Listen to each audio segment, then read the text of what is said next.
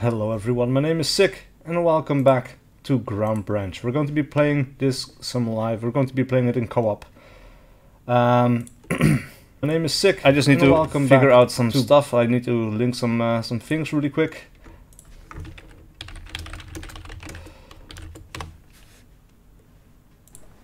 And I'm back and in game. Cool.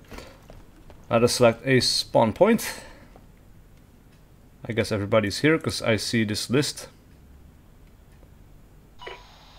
Friendly. Alright. One final thing I need to do really quickly. I need to bring up the chat window, otherwise I don't know what's going on. Alright, there we go. All set. Let's begin.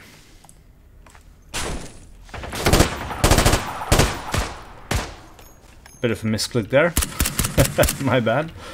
Anyway, we've had several updates to this game in the past, and one of these updates is that now the AI should be less quick to see through the foliage on this map. So I'm quite curious how different that is going to be. Hopefully it is going to be quite fixed. Like right now there's no real enemies around, so it's hard to test. But hey, we'll see. Got some people clearing up the first building, so let's join up. Ooh.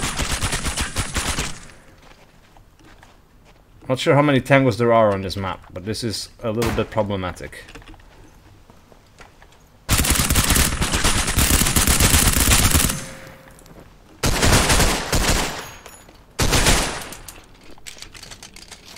Alright, let's keep pushing. Clear.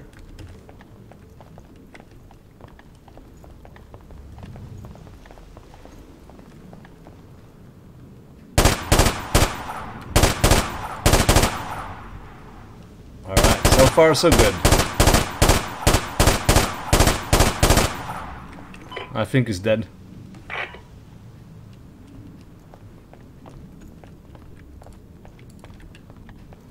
Right, they changed the buttons around a little bit as well. Now it's F to use the ladder. That's different than from how it was before. So interesting. Like I have some stuff to relearn. I have some muscle memory with this game that no longer really applies. It's a little bit tricky.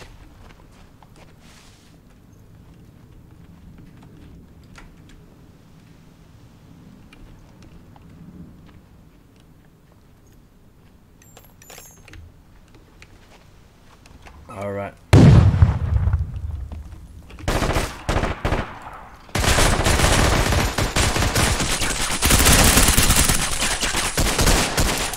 Oh.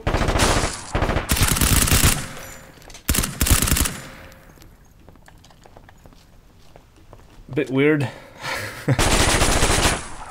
Too much back and forth in the corridors. No, empty. Gotta check out the room up here.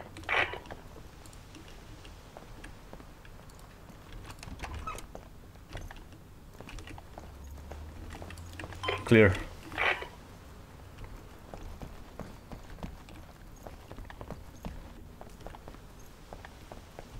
Ooh, plenty of tangos in here.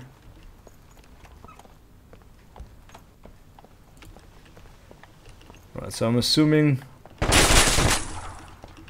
Ooh. Oh, that was close. Not sure where that came from, but by the sounds of it, we have some enemies in the building across the road.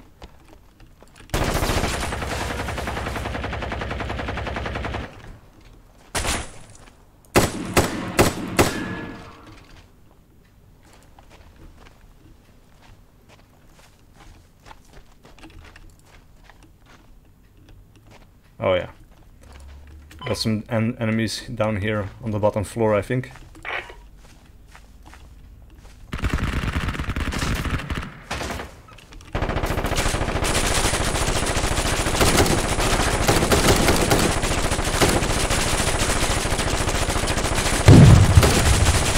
Oh boy, that's going crazy.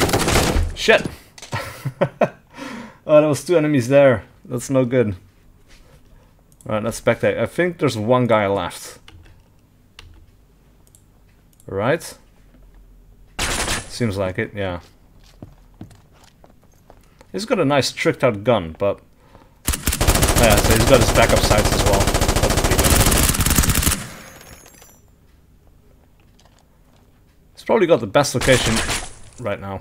Just like being up on the roof, it's hard for the AI to get to him. And we've got 6 enemies left, so... He's been hit a few times though. Wow.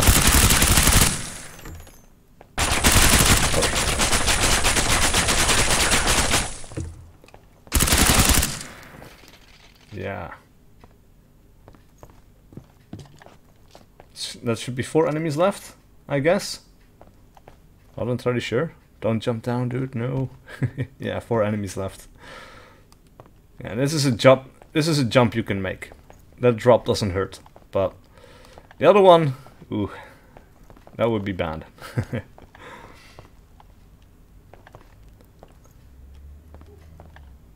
yeah. No, these guys are pretty quick. So apparently the server I'm on right now, it's called Spezialkräfte Commandos or something, or Commando Spezialkräfte. It's a German server. Oh yeah, here we have it. Commando Spezialkräfte. It's an AI test. So apparently there's a custom AI on here that is set between the old and the new default settings. So it's not entirely the way the AI behaves on the current patch, but it's a little bit in between.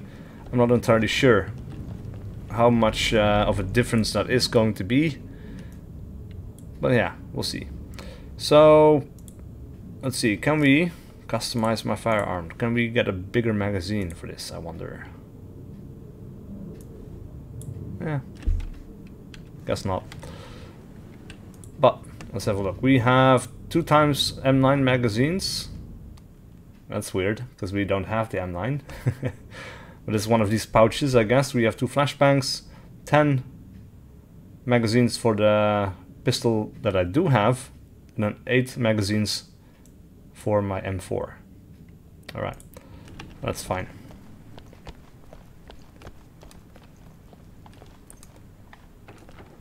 Let's see where they want to start this time. Expected resistance, 25 tangos. Okay, that's quite a lot. I kind of like that start at the top there.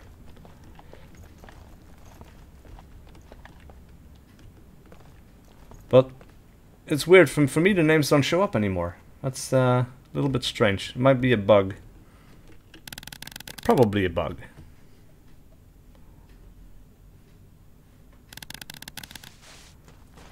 And something changed with the graphics as well, like the trees look different or something, or maybe the lighting, I don't know, but it looks kind of nice. I should really read through the patch notes more carefully.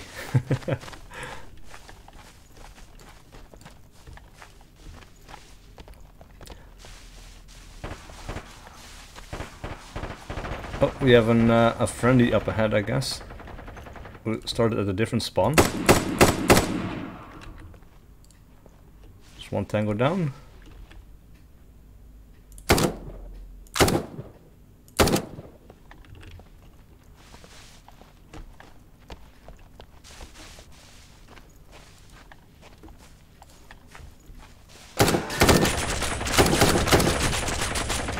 Oh shit. Got a friendly down already.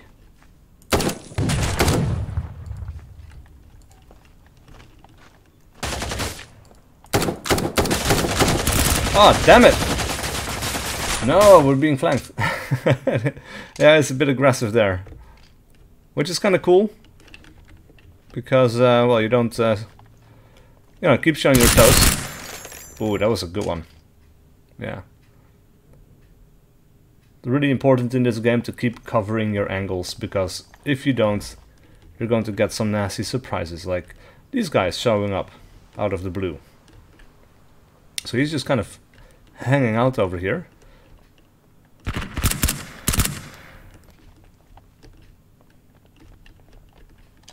Alright, where's your buddy?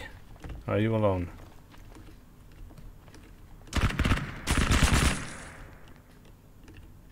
Well, you can follow him along. We've got Seal. And I just didn't quite catch his name. Let's have a look. I think the UI is a bit bugged. That's why you don't see the names. Yeah, I think so too. Ah, now we see it delay. Or Lieutenant delay, sorry. I always got confused with the L.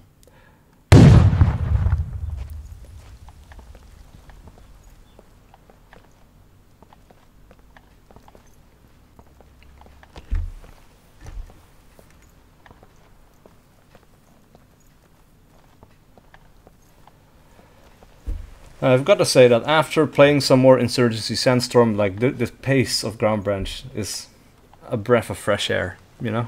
It's kind of nice not to be sprinting around so much, just carefully and methodically checking all the corners, moving together in a team, covering angles. That's the stuff I like. I like the other stuff too, but you really don't get a lot of this anymore, so yeah.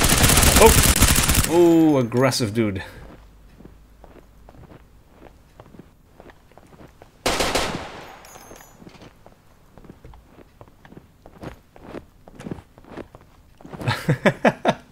The ragdoll got stuck on the door. That's funny. Even with the door opening, it didn't get unstuck, it just moved along with it. Oh, got a tango up ahead. And he doesn't see it. Oh! Oh, nice, just in time.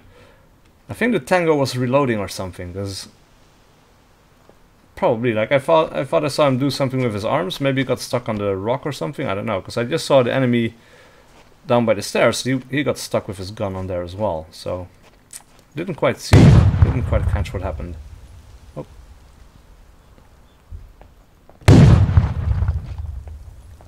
Oh, that was a good grenade.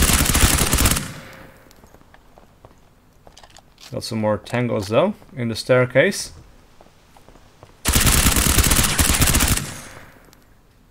Everybody seems to be playing with full auto. I get it, because you want to put in a lot of bullets in enemies. But I always play with the semi-automatic mode.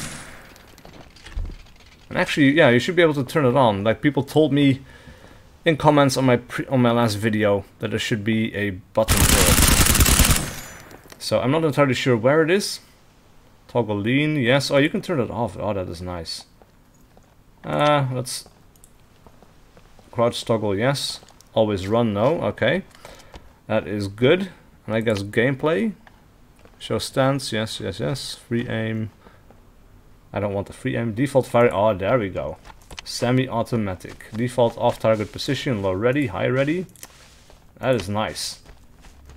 After grenade throw. Switch to previous item. Switch to similar grenade to do nothing. Oh.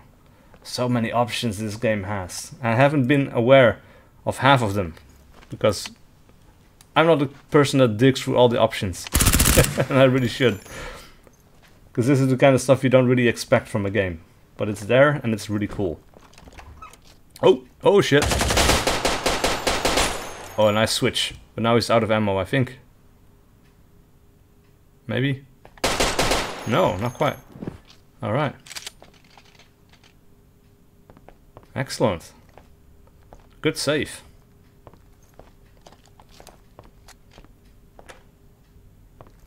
This should be the last building, right?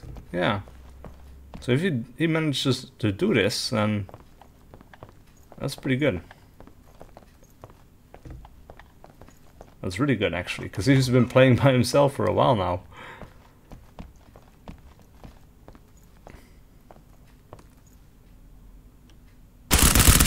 Oh yeah, very nice.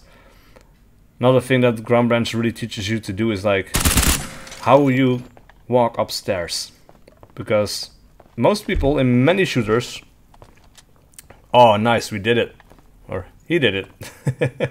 But in many shooters people just run up staircases and they don't really pay attention to what is happening behind them on the staircase, and since the pace is so high in many games, you can kind of get away with that. But if a game is more slow paced, then you really need to pay attention to your rear when you walk up the stairs, or up the stairs. Because, you know, you're going to get a bullet in the back, and that's no fun. Alright, let's get a different gun.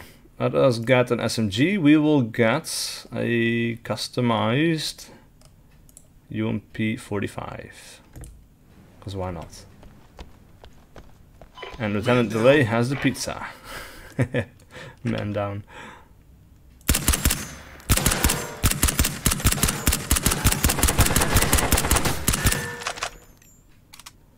Alright. Cool. All set. Everybody else is still kind of editing their loadout. But hey, let's begin. Let's get a different starting location. We started here, we started there. Let's pick the southeast. You can still see what people pick because you see the little box getting bigger. But yeah. Seems we're in need of a hot fix.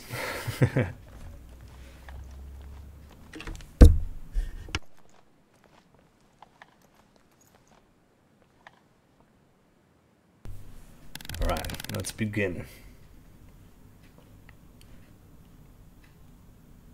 Oh yeah. I like these models so much. Especially when they're walking in the low ready. That's really cool.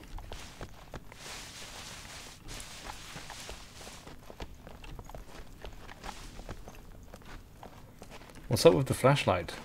That's weird. Why would you turn that on?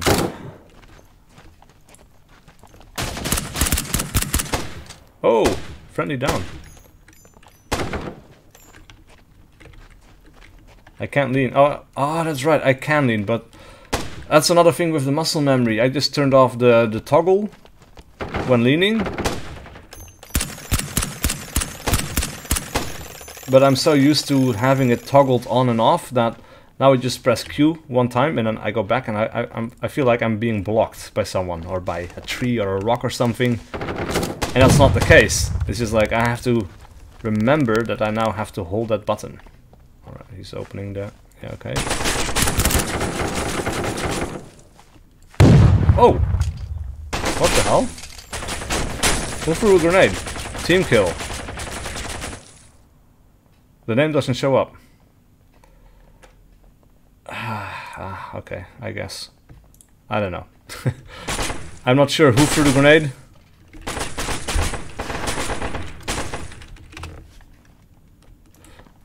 Alright. Time for some more spectating action. Wow. He caught a lot of bullets there. I got someone with a shotgun. And let's see. He's the last guy left. Already. The names kind of go in and out of existence on the back there. Not entirely sure what causes that. But it's been there before as well, so it's not really surprising, that part. Oh, come on, you can do it. Put some slugs in him. Oh yes, nice.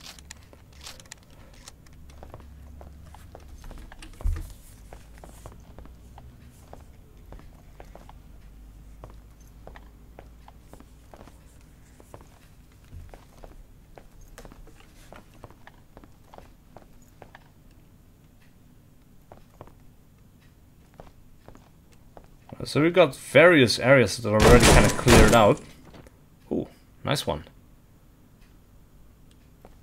I wonder if that Tango took cover or not. Because I've never seen one hiding behind those bags, so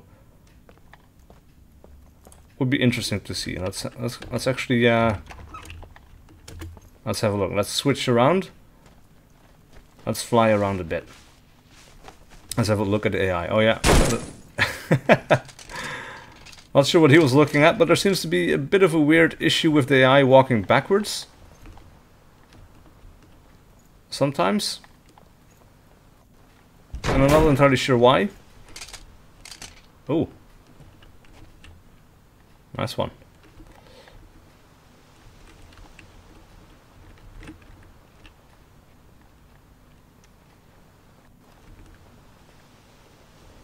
It seems I got a comment on a video instead of the chat. Can you still stack ACOGs? I don't think so. I think that got fixed. I haven't tried, to be honest. I've never done that myself. It was pretty funny when people first figured it out. After a while it just became tedious and I just never did it. And I never tried again. Oh! Oh wow. Seems the flashbang was pretty effective though. He almost killed all three of them. Nice. Look at all those shells and the clips from the bullets. That's really cool.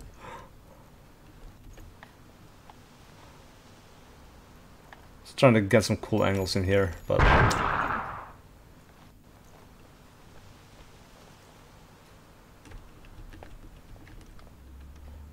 oh hey, that's interesting. Got one on the roof. I don't know if I've ever seen a guy on the roof on this building before. But you can get up there, so I guess you should expect it. But yeah. Alright, let's go back to spectating him directly again. We'll follow him along for a bit.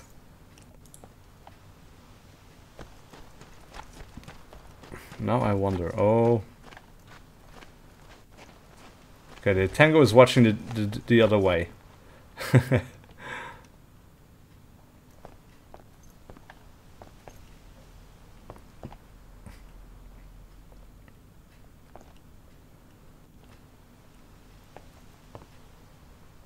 He's kind of anxious. What server is this? It is called, it's a German server. It's Kommando Spezialkräfte. And it also says AI test in the server name, if I remember correctly.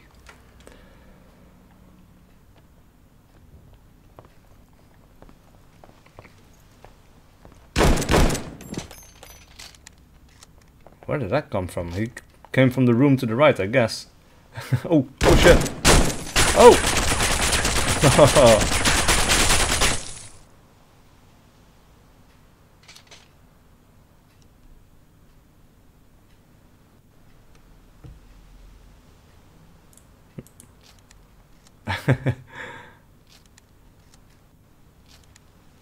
This is pretty smart.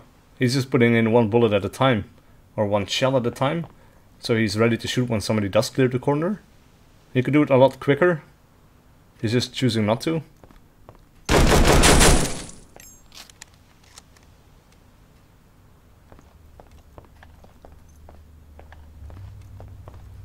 That's cool. I've never really tried a shotgun. Maybe I should. Maybe I should. You know what? Yeah. If the map doesn't change, and we're going to be playing this one again, I'm going to get a shotgun. See how that plays.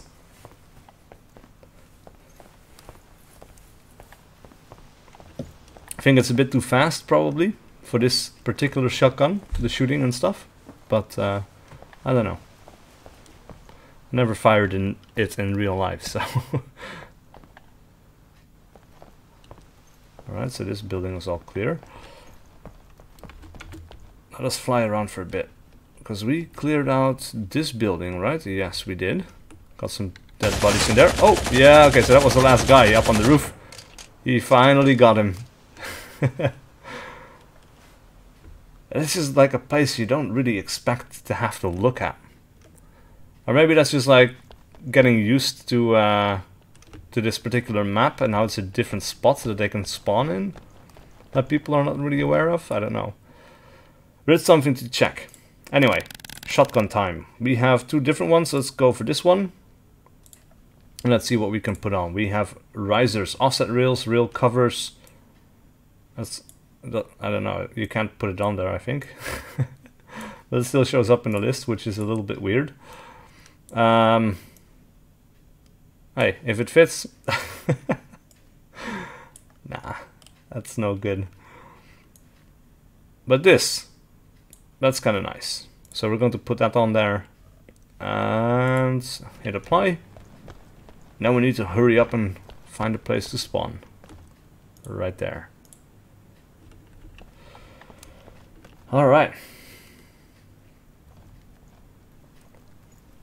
He kind of looks like an Eastern European separatist. Because of the camo and the black... Yeah, the whole getup, basically. It's kind of like he's fighting in Ukraine or something, I don't know. Alright, so we got 2 hours to clear the map.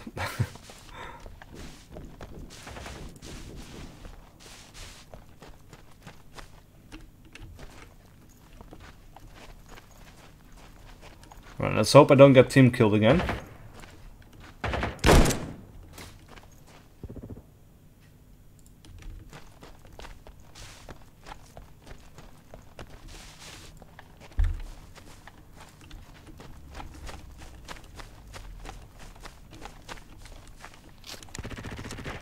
I'm pushing up to the upper floor.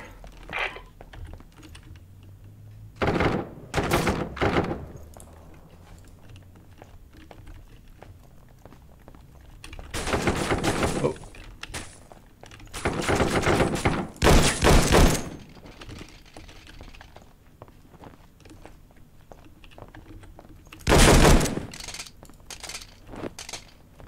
Alright, so far so good.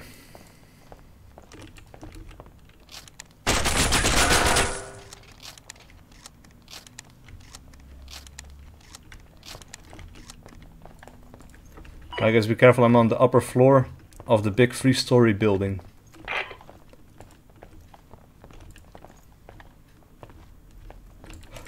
Oh, yeah, this is all clear. Oh, I'm so happy you didn't team kill me. That would have been so close.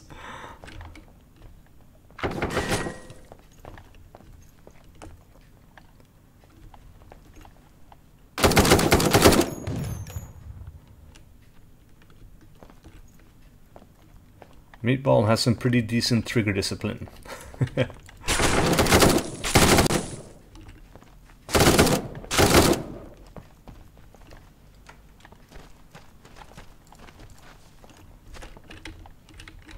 Oh, I remember this. This is where I got team killed once. When somebody else opened the door. Right, so we got a lot of these buildings cleared out now, I think.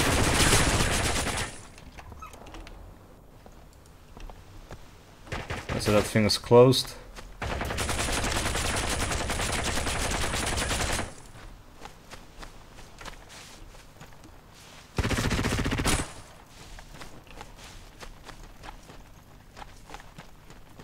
Right, this run is going really well. I think everybody's still alive.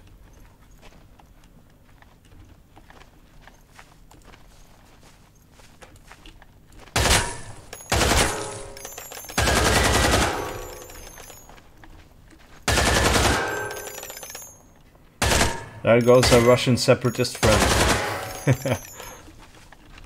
Alright, I'm climbing up onto the 2nd floor of this building. I'm dropping in from the top. Don't throw grenade. Oh, okay, got everyone, nice.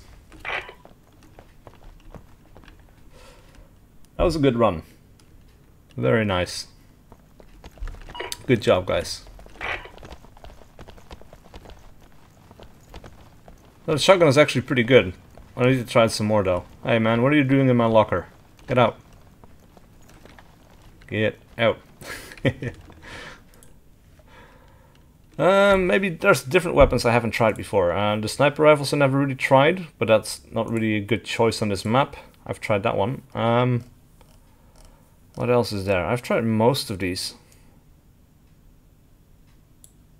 The Galil. Let's try the Galil. Can we... What can we do with the Galil? I wonder. Extremely little, it seems. And I remember... Yeah, I actually tried this once. That iron sight sucks. I don't want to use that.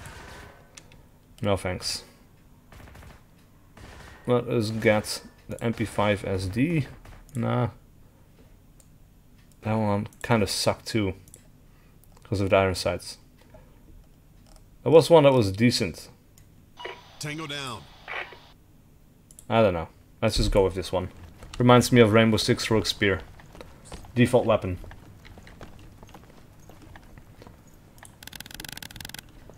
Right. Southwest.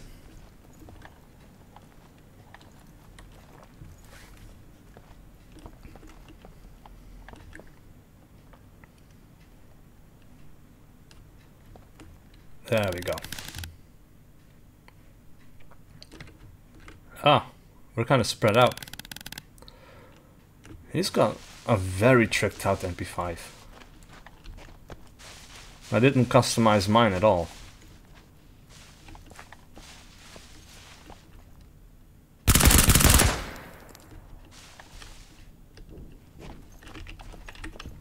Ah man. Not having the lean toggle really throws me off. I need to change that back. Right, so we've got friendlies up on the second floor.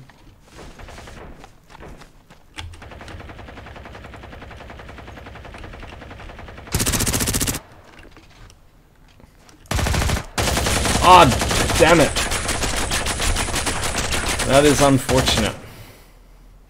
I thought I got him. I didn't.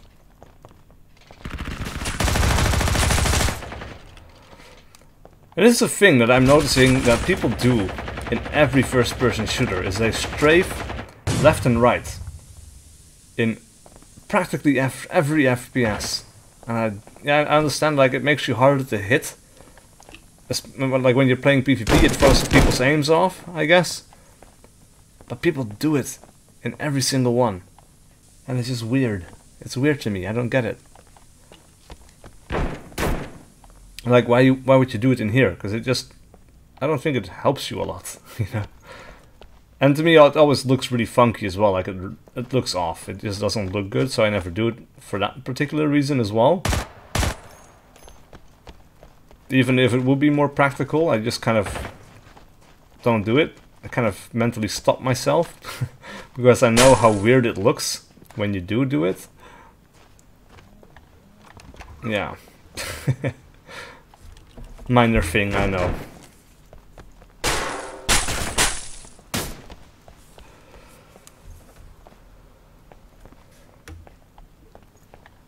Totally innocent. Oh. Very nice. Oh.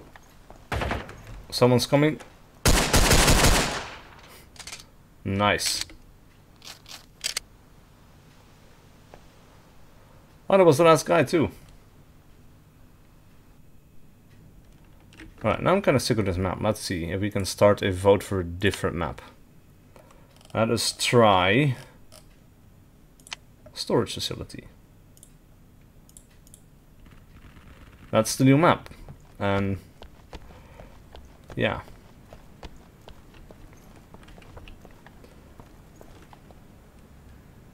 Seems everybody is on board.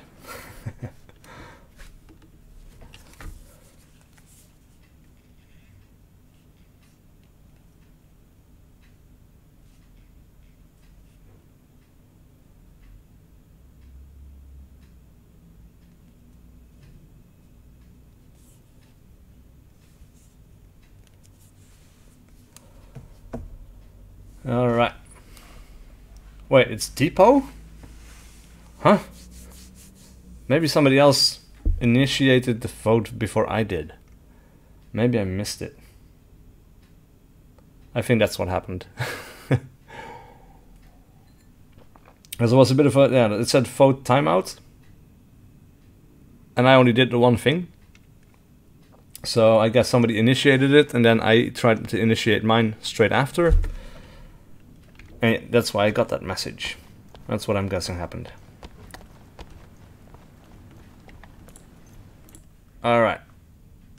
This is a long range map. So let's go and get the customized M4 that I like to use. And it has the backup sights. It's kind of nice. We can do the snakeskin version of it.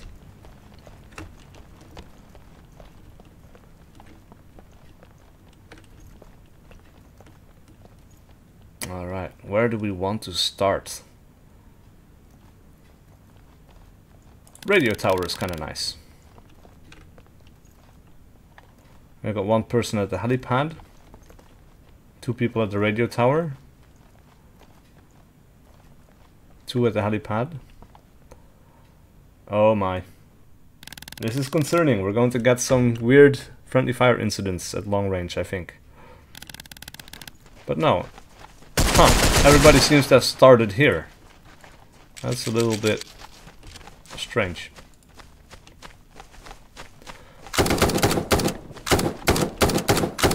Because I highly doubt they changed it at the last second. Oh yeah.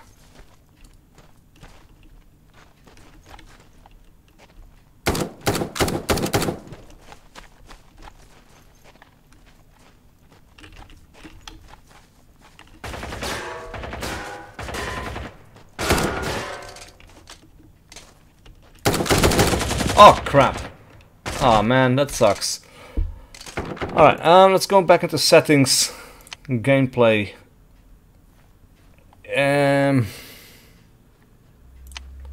Where is it? It's here. Toggle lean, yes. It's weird that this it's in controls. That kind of makes sense, I guess. And I guess you could also kind of, that's in gameplay. That also kind of makes sense. Yeah, okay, I can see why they did it this way.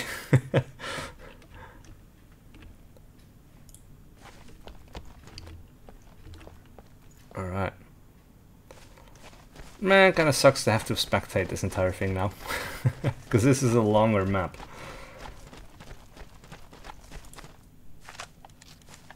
Alright, I got a guy with a shotgun coming from the other side. So yeah, we had about 6 people in here, I guess. Game info. 7. Lieutenant Delay coming from the far side on the helipad.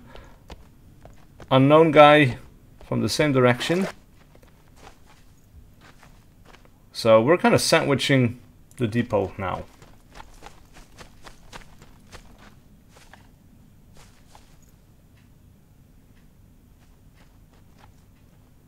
Alright, people are sticking together, so that's good.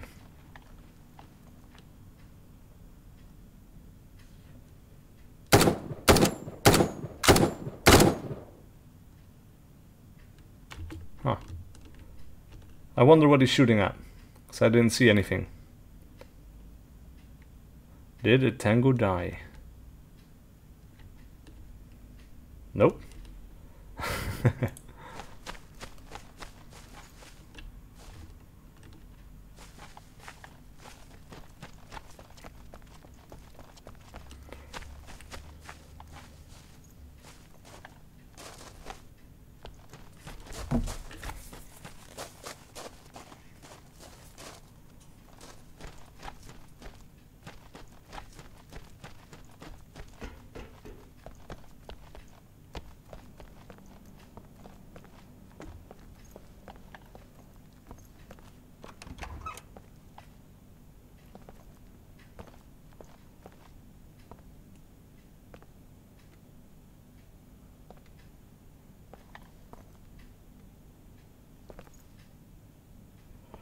Sorry guys, I have to respond to a message really quick.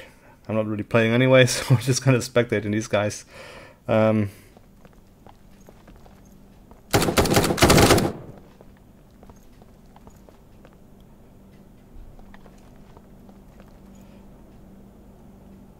Alright.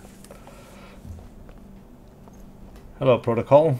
When will PvP be available? Well, technically it should already be available. It's just like people don't really make servers for it, I guess. Because there is a team elimination mode, but that's about it. So it's more PvP modes are work in progress. I think one of the things they're working on is a VIP escort mode, and that should be pretty cool. But I have no idea when that is going to be finished. Could be a while. So, I don't know. Hard to say. But it's really, I think in the current state of Ground Branch you could already do team elimination, but I think most people kind of prefer the co-op for the moment. Oh, wait, what? That looked like a team kill.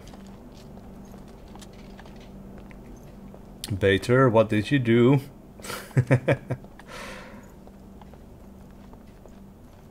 Thinking about supporting this. Oh, yeah, that would be good. It's a lot of fun, and there's a new map that's come out in the last patch. I think it's well worth it, but of course it is early game yet. Quite a bit of development still needs to be done, so take that into account. But yeah, I really enjoy it, and I do think it is the last real hope for proper tactical shooting in a single player or co-op environment outside of Arma. And Arma does something completely different compared to Ground Branch. So it's not really comparable, so basically there's Ground Branch and there's little else. All the games that used to be like Ground Branch, they're all kind of dead now, sadly. So Ground Branch really does fill that gap that used to exist between Rainbow Six and Ghost Recon and like some of the earlier tactical shooters that weren't multiplayer focused. Let's see, are the in-game names imposed on the vest? If so, I love that. Way better than the neon floating name tags. Yeah, that is exactly what is happening. So this is Lieutenant Delay, that is a buddy of mine from Discord. And yeah, basically everybody that plays like this is how you know who is who. There's a bit of a weird bug going on at the moment, like it doesn't always show up properly. Like yeah, here we go. Irish takeover. Kind of, I think this is beta. Sometimes it's there, sometimes it disappears. I'm not entirely sure what makes it happen. As you can see, maybe certain angles, certain lighting, could be anything. Got over 2,000 hours in Arma. Well, that's a lot. I'm probably close to that myself. Kind of done with that. Too janky. Yeah.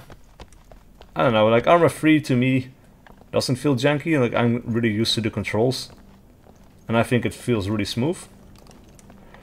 But yeah, Arma isn't perfect for sure. Like it has some flaws and leaves a bit to be desired for sure. It is also one of a kind though. Like I'll always keep playing Arma because it is a unique game. But I've played it since Operation Flashpoint, and then I played Arma 1 since the release, and then Arma 2 since the release, and Arma 3 since its day of release. And that is a lot. And at some point you recognize some of the flaws that have been there since the very first game. I pray to gaming gods every day to give me a worthy Raven Shield successor. I think if you're looking at the Raven Shield successor, this is about as close as you're going to get, mate. That is, for one, it is a it's clearly inspired by the original Rainbow Six games and the original Ghost Recon. So, also one of the developers that worked on the original Rainbow Six and Rogue Spear and Ghost Recon is responsible for this game. So that's also very, very cool. You've got one of the people that were originally involved with the project working on this and making it happen, basically. And it's kind of a mix. Like it's more, you have open areas like you had in Ghost Recon, but like in here in the depot facility, this could be a Raven Shield map, you know, and it has the same kind of pacing where it's kind of slow, it's kind of methodical. You throw in flashbangs, move up in, you know, clear the room. It's got a very good combination of those two gameplay styles.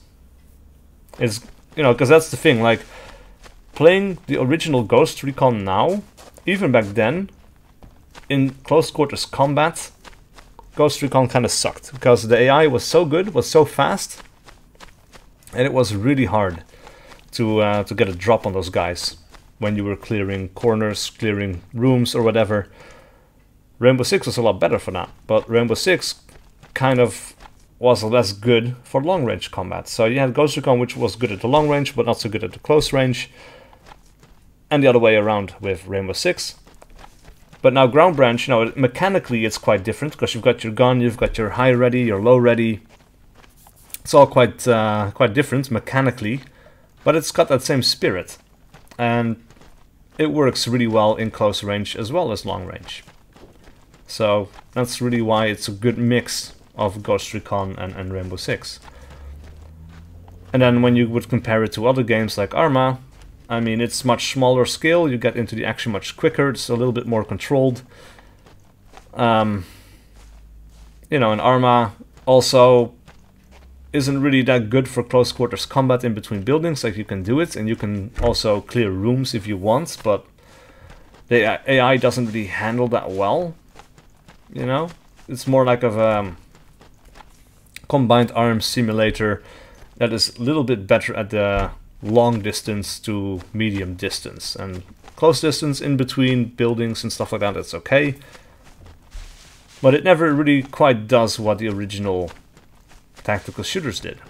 You know, it didn't quite catch that same feel. And it doesn't have to, of course. Like, it's a completely different game, and I love both of them. But yeah. It's something about this game that's appealing, sexy, it's believable even in current state. Oh yeah, yeah, I think so too. I love the animations, especially when people are walking with the low ready, because it looks really convincing. I like, yeah, you can see nobody's doing that right now. But these guys are kind of expecting contact, so they keep their guns up. But, you know, if you don't expect contact right away and you're looking at your environment, you can put your gun down. Just like people would do in real life, because nobody ever walks like this all the time. And then when you get people in a stack, you can get the high ready. And yeah, it just looks believable. And it kind of gives me that same feeling that Rainbow Six Rogue Spear used to do. Because those original Rainbow Six games, the first two, they were animated, or like they had motion capturing. And they used real-life operators to do the motion capturing. So there were actual people, or like people that actually did this kind of thing, the tactics and stuff, and that kind of, you know, that kind of, I think that, like, that movement, that's something that they did professionally. And that's what they used for the game, and it looks so cool, even now.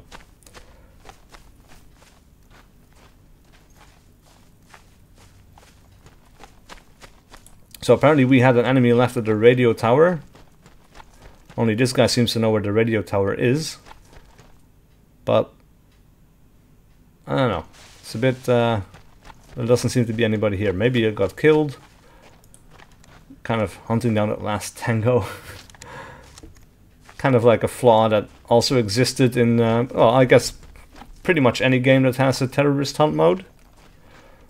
Clearing the entire map and then there's one guy left and you don't know where he is. Like, let us fly around for a bit. So I don't know. Maybe we can help speed this along, because I want to get back into this. Maybe he's on the roof or something.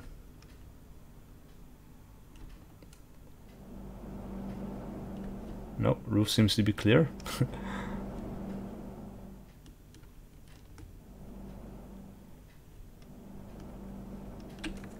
Alright, let's see what we can do with a start. Change map. I want to kind of play that new map, storage facility. And this is going to take a while. Everybody's waiting or trying to hunt down that last guy. It's not really fun. So let's see if people vote yes, so we can keep moving. 3 people vote yes, 1 person votes no.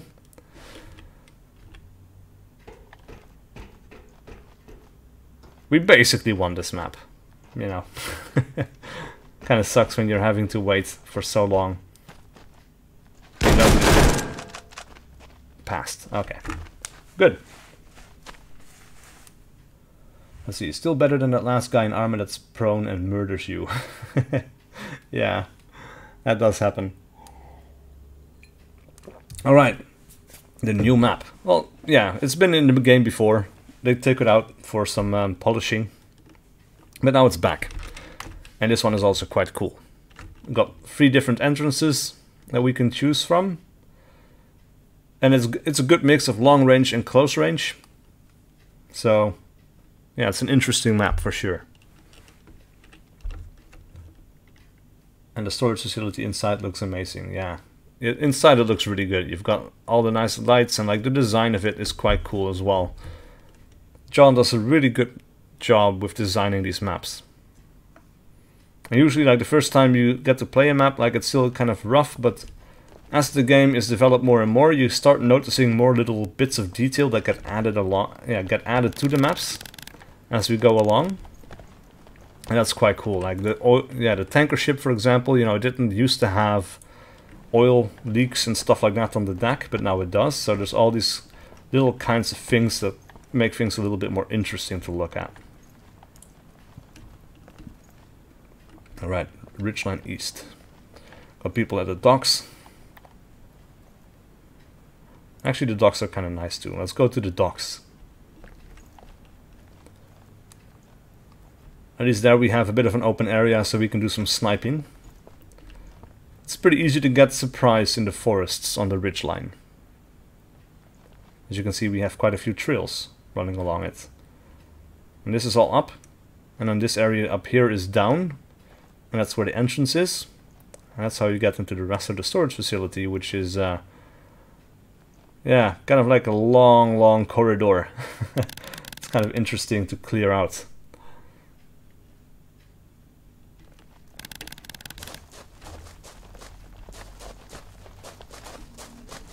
Alright.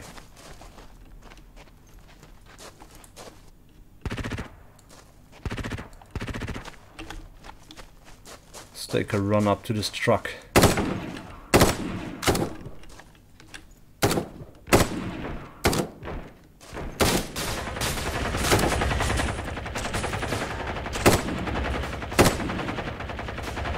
Definitely got some enemies up there.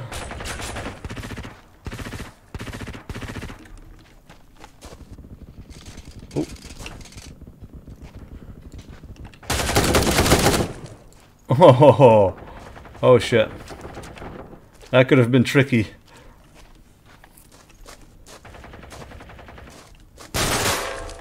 Oh, Jesus. Almost got team killed there.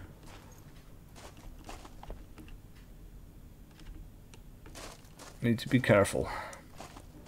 I have to say though, like, overall in this game, people have pretty good trigger discipline. And when I'm playing Insurgency Sandstorm, like, I get team killed so often. It's insane, because that game is really fast paced and it's kind of twitchy. You die really quickly and you don't have a lot of time to respond because things happen so fast. People just run into rooms and they just start spraying into all the corners and they really don't care what they hit. See, the only thing that puts me off is the gun rest position when you're in the ready room. They need to do a proper sling with minimal movement physics. Yeah, that's going to change. I'm pretty sure.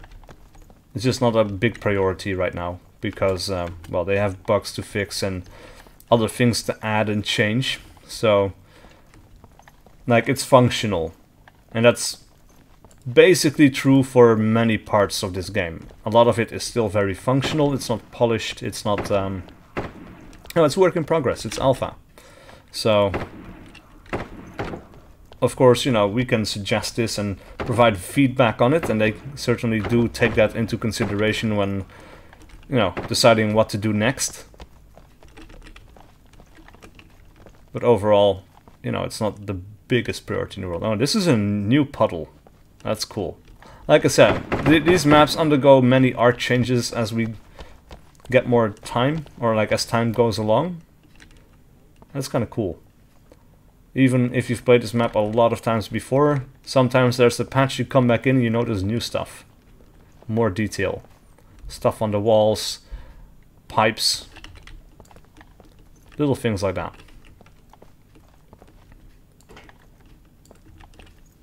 What? Oh, that's not... Oh, Jesus.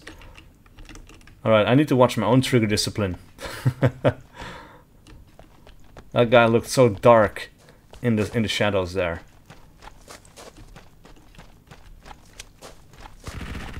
And people are really not communicating too much.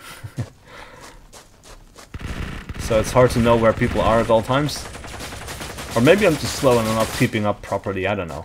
But definitely need some more communication. That's the one thing with small maps like this though, is it's easier to get away with not having that kind of communication. Whereas if you do that in squad, if you play squad and you don't communicate, like that game just sucks. It really... Squad really only works when people talk and work together. And if they don't do that, that is just really no fun at all. Oh, damn it, blinded myself. That thing exploded too soon. What am I looking at? Okay, there we go. Probably blinded half my team. Wow. That went by really quick. See, you really should match uniforms. Oh yeah, we should, but like we're not going to be able to communicate this in a public match. Like if you're together with friends or people you play with regularly, for sure, that's something you really should do. And nobody should ever wear black in this game, because that is a horrendous idea. Considering all the AI in its current form always wears black, so this is really confusing. Right, where do people start? The docks. Yeah. Us too.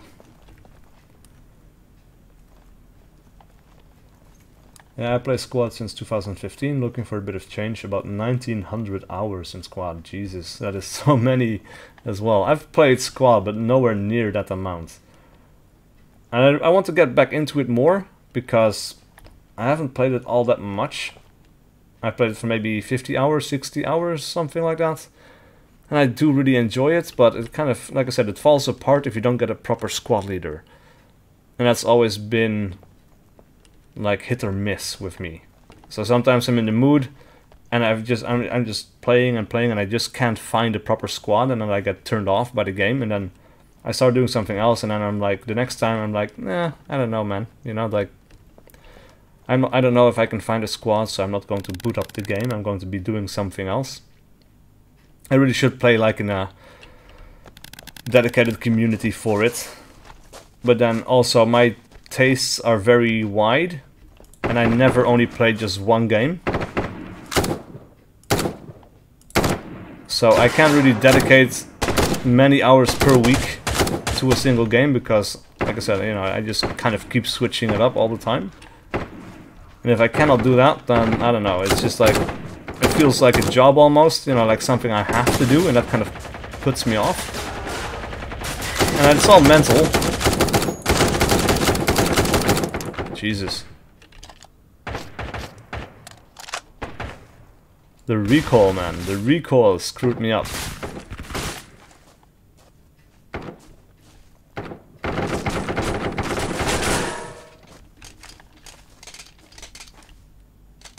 Wait, that was a friendly going down, wasn't it?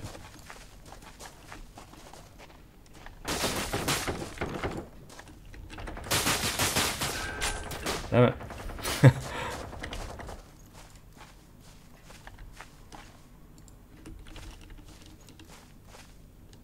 Alright, now it's safe to cross.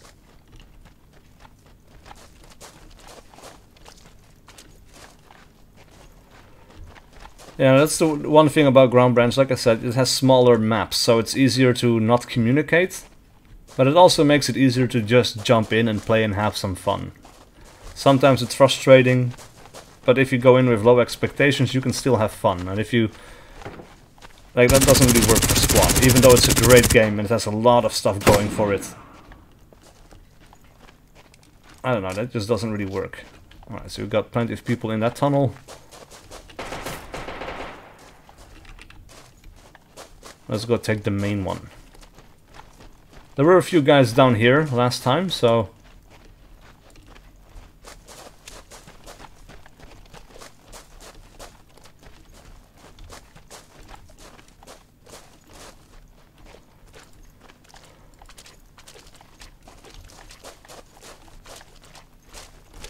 I'll be picking up Ground Branch. Cool, man.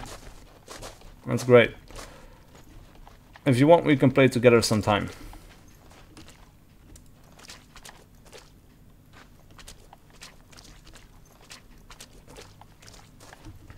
The graphics do look really good though, like the mud here. The lighting and how the light reflects off the mud. Yeah, it's cool.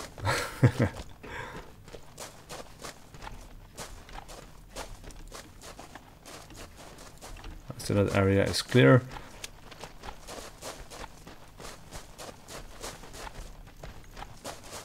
The list of current single-player texture games in 2018. Arma. Yes. Pretty much. I think you've pretty much named them all now. And there's SWAT 4 with the Elite Force mod. Like, that's worth revisiting because it changes up a lot of the mechanics. And it's a really new experience, even if you've played a lot of SWAT 4. So that is really well worth it, even though it's an old game. But you can get it on good old games now. For very cheap, so...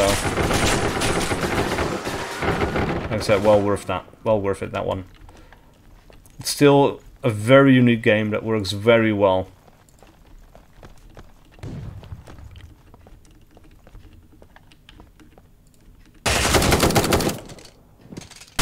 Oh shit! Yeah, another guy down there. Yeah, definitely check it out. SWAT 4 and then get the Elite Force mod. It really, really changes the game. I've played it myself a lot on my channel as well, so if you're interested in some gameplay of it, you can find some videos on my channel as well. Particularly, like, the last thing that I've been playing is a permadeath campaign, which is also new thanks to the mod. If you die, it's basically game over, and I use that. I turned off the crosshairs, so I have to use the iron sights, which is another new thing that the mod adds, because SWAT 4 by default does not have it doesn't have the iron sights. So I use iron sights only, permadeath mode, and I also use voice activation, so I use my voice to command the AI instead of using the menu, which is also really cool. Like, that is something, once you're used to that, it's hard to go back to the controls, like to the menus of ordering people around, even though it's very easy to use in SWAT 4 already. But just being able to talk to the AI really makes a big difference. And it's also funny when they respond to you. Like, sometimes I'm standing up by a door and I'm saying stuff like, you know, C2 and clear, or C2 bang and clear, and then you got this guy like, Hollywood is on it, you know, like, it's kind of like there's a back and forth, like they understand what you're saying, and they kind of respond to it in a human way. And it's not just a yes, no, which is the case in a lot of tactical shooters, I guess, you know. It's very functional. But SWAT 4 has a lot of personality. But it also doesn't go over the top of that personality, which is very, very good. That voice command should be standard in all games. It's funny to think it was almost cut from the game. Yeah, it was cut from the game actually, but the mod reinstates it, makes it possible to be used again. Because by default, I think it was even an option, but it was grayed out and you couldn't click it, or something like that, I don't know. But Elite Force, I think it's back in SWAT 4 thanks to the Elite Force mod. And what's even better is Elite Force adds commands all of its own, and it also works with those custom commands. So, for example, when you say secure all suspects, that is a new command mode that wasn't in the original game, but you can use it with your voice in the mod. So that is really cool. Doesn't matter if the command did not exist before, you can still command them to do all the new commands. And it does also make things a little bit more hardcore in the fact that if you taser old people or drug addicts, they have a chance to go into cardiac arrest. Flashbangs can cause deaths as well, which is really interesting. Because if you're too close to the flashbang, like, that might lead to some complications and it might kill some people. Oh, yeah. There's nothing up here. Need the other ladder.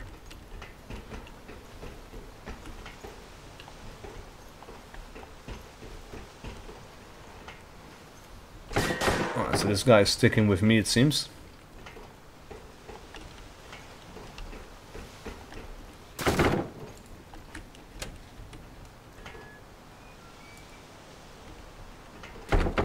Got a friendly on the far end of this corridor. Be careful. Can't see shit. Okay, there we go.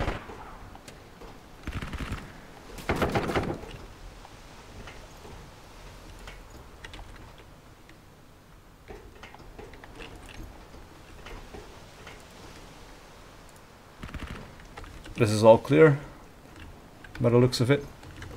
Copy. Engine room clear. Alright, moving up to the second floor. Now we get some communications.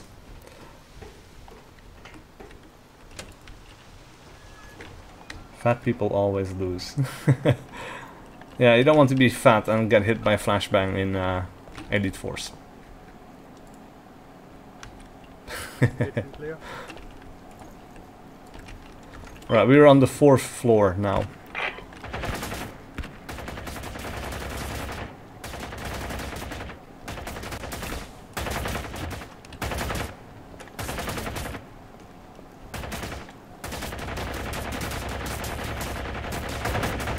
That sounds like we've got fire coming from the lower deck.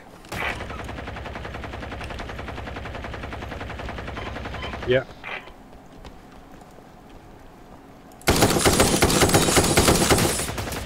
They're up on the construction. Like, they're not on the deck, they're up high.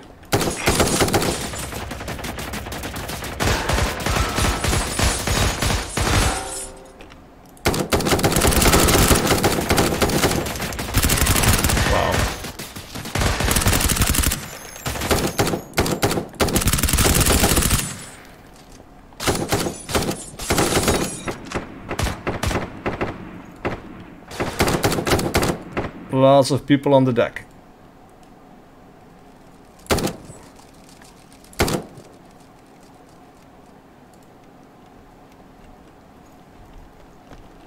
Alright, we still got tangos on the far end of the front deck.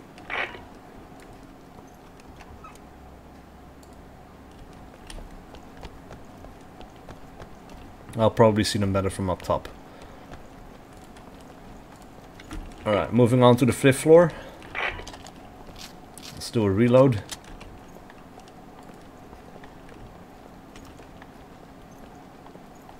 Towering left. Got an open door on the left. Be friendly behind.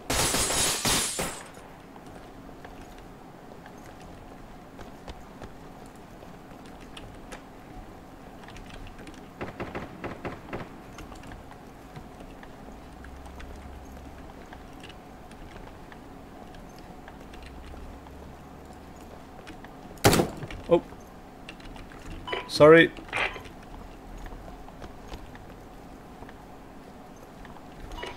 No hit. Cool. Seems 5th floor is clear. 6 is clear too, and I think the bridge is clear too. Alright, so we probably got some people left on the front deck. And in the middle, in the gap. See, the attention to detail in this game has me excited for the final product. Oh yeah. There's a lot of attention to detail in this game, it's really cool. And it's so cool that you can customize your gun in any way you want. And even if you make bad decisions, they allow it, and it has an effect on the on the gameplay itself. Like, that is something that is really cool. Ah, there you go. Not everyone. And there's only more detail to come. Like, everything is very work in progress. So, what we've got in the game right now is actually pretty basic compared to the feature list they're actually going for. And that is really exciting. Seems like we're already going. Alright. Actually, the M4 is probably the best gun for me. See, there are so many features you get in some tactical shooters, like low ready stance, voice command. It's hard to go back to mainstream 3D shooters. Oh yes, for sure. Like, I've been spoiled with that all my life, because one of the, like, after the DOS era, after Wolfenstein 3D and Doom, when we got computer with Windows 95, my first real shooter, you know, where you could look up, down and all that stuff, was the original Rainbow Six. And my second real shooter was the original Hidden and Dangerous. So those were both pretty hardcore tactical shooters, and man, Quiet. after that you go back to some of the more run and gun shooters, it's just like, it feels simple. Like there's nothing to consider, it's just running and gunning, and it can be fun, it's nice, but there's no long-term appeal for me, basically.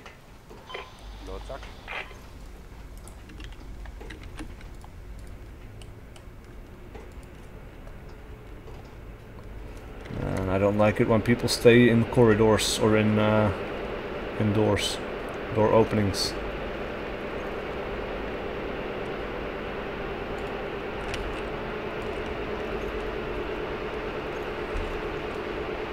Right, the engine room seems clear. Moving up on the right.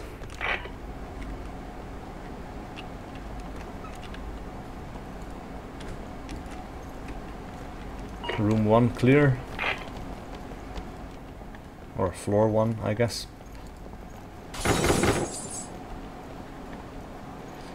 That's weird, like for some reason there's a bit of a slowdown in these hallways, like in the staircase, I mean. And that just does, that's weird because there's nothing really special going on here.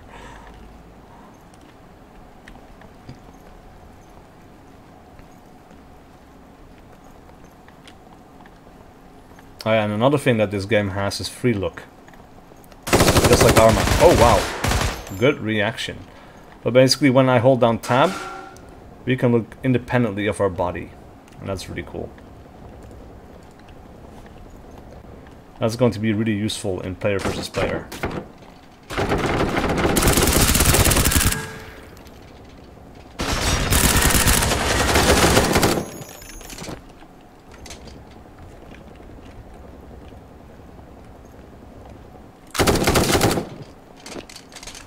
Kitchen clear. Me playing Far Cry. Get a gun off my screen. I want to see the open world. Oh yeah. I mean, there's some games that are really horrendous for it, like the new Wolfenstein games. Like the gun, it's a really cool game. I really enjoy the storytelling in it, but the guns, man, the guns fill up a quarter of the screen easily. And I get it, they're cool guns and they are very well put together. They're very nice models, but man, it just like obscures so much, you know. It's just not practical. And that's where you kind of see the console influence as well, because you're kind of sitting on your couch far away from your TV screen, then it's okay. Then you still see the detail, but if you're on a PC and you're looking at your screen from up close, it's no good.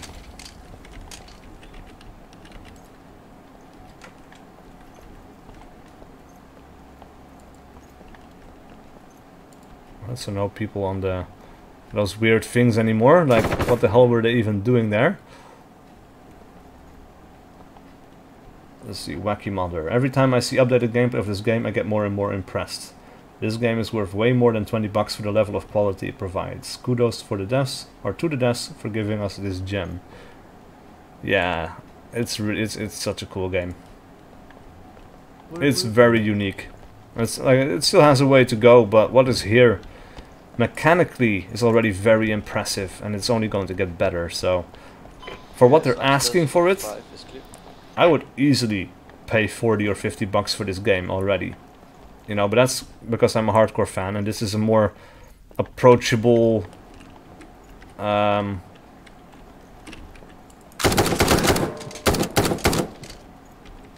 well, it's more approachable price points, basically. So I get it. You know, you want people to join in. And there isn't a whole lot of content yet, because you've got the 5 maps to play on in co-op. So, you know, at some point you're going to be through the content.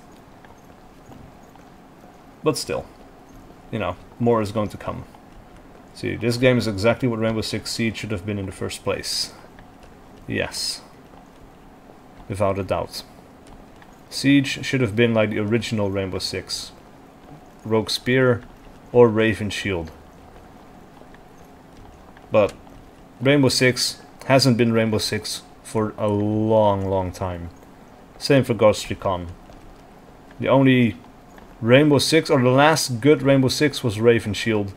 The last good Ghost Recon was Island Thunder, which is an expansion for the original Ghost Recon. Everything after that is just no good. Doesn't get anywhere near the same quality of gameplay.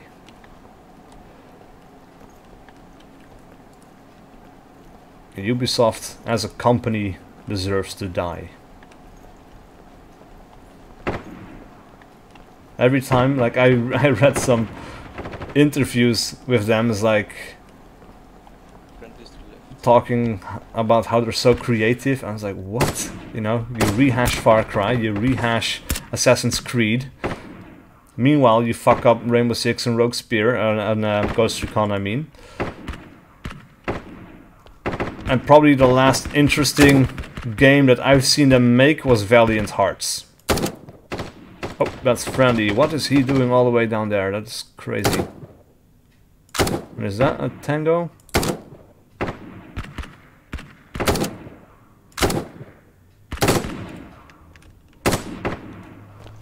The Wildlands hit me in the gut so hard. I haven't even played Wildlands, not even in the free weekend, to be honest. Like, I don't know, the last Ghost Recon game that I played was Advanced Warfighter 2. I only bought it on a deep sale because I played Advanced Warfighter 1 and it sucked ass. But then people told me that Advanced Warfighter 2 was more like the original game. So I was like, okay, I have hope. Let's buy it at a deep discount, let's have a look. And it was better, but it wasn't good. It wasn't Ghost Recon still. And then after that you had even more, like Future Soldier or something, I think it was called. That was even worse. It's just a big old line of heresy ever since the first Ghost Recon, basically. And same for Rainbow Six, Raven Shield. Everything after Raven Shield is heresy. Deserves to be burned on a pyre. Those are my childhood games. They have special feelings in my heart.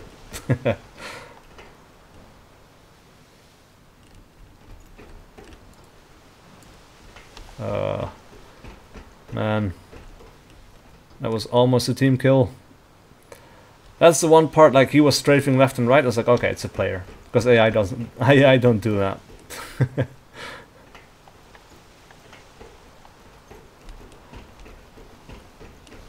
Yeah, Wildlands, at least on paper, is my favorite game. If it was actually a tactical shooter. Really? Why is that? Because I don't see it. Maybe because it's an open world thing? Or... yeah, I don't know. I was actually surprised you can lean in Rainbow Six Siege.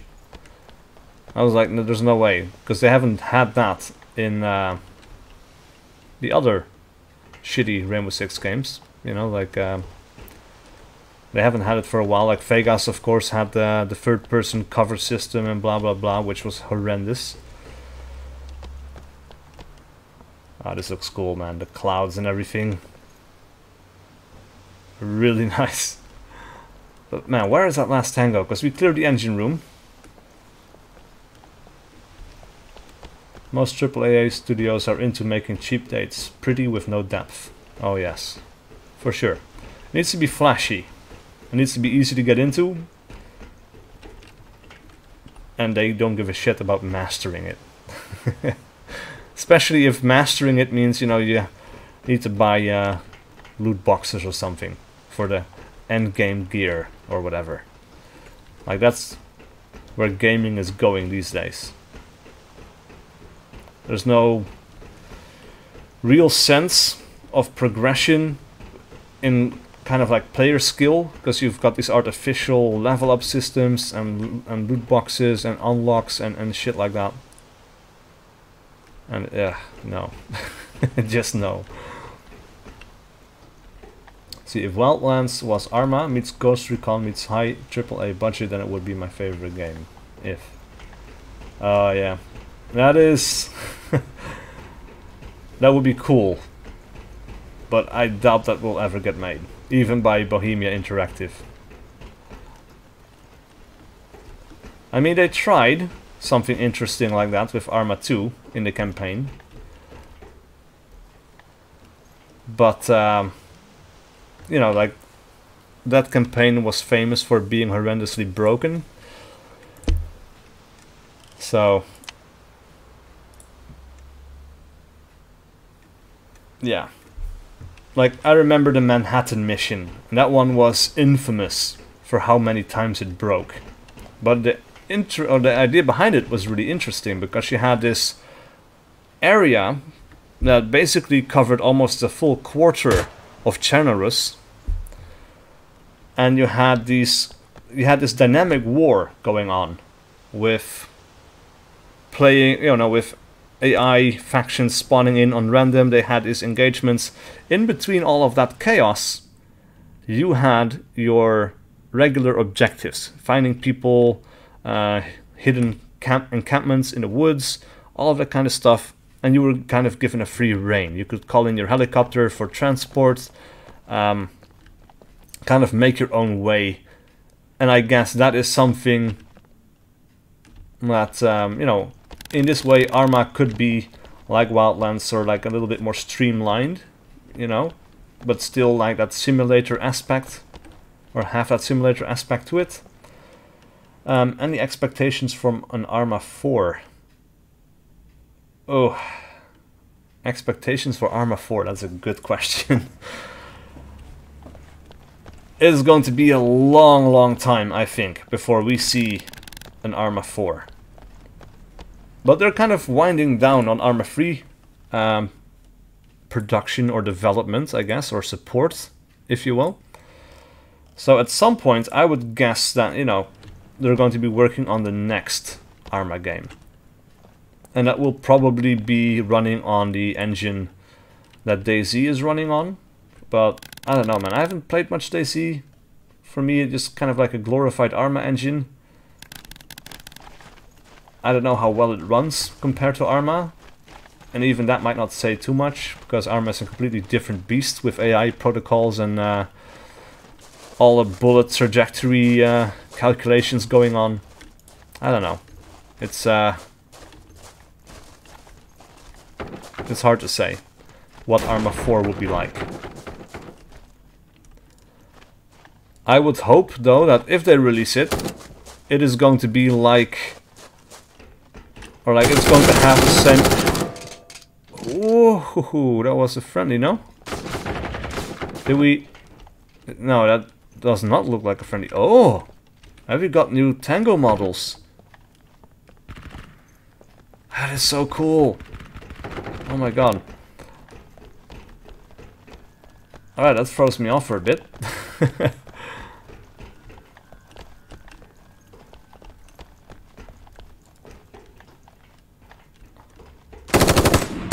No, I don't hear your voice.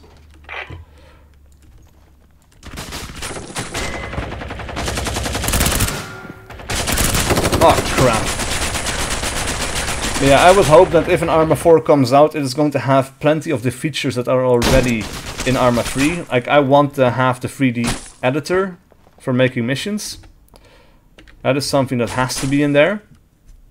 I want to have the what's it called? The stand system, because I love the stand system in Arma 3. It is absolutely fantastic. It is so cool to have all of these like high versions of the standing, crouched and prone positions, and then the low versions of that, and then you've got the leaning and the step out, and then you've got the, you know, lying on your side in prone, and you've got the rolling around on the ground, and it's also easy to use. That's just fantastic. See, I think there's a secret beta out. Someone's YouTube video accidentally showed the title in library, unless it was a very, very well done troll. I think you can rename games on Steam like that don't belong on Steam. Like if you have like a game that you installed from like a CD or something, you can rename it on Steam whatever you want. So it's very easy to actually troll people with it. I wouldn't get too excited. I think it will be many, many years away. Oh man, it's so weird to have these models for the tangos now. Because I'm so used to looking for black uniforms, now I have to look for green ones as well. Don't get me wrong though, I'm like really happy that we've got some of these models now. Just have to get used to it. And now we really need to color coordinate our team. Because now this guy is actually pretty safe looking, wearing his all black stuff. Oh nice.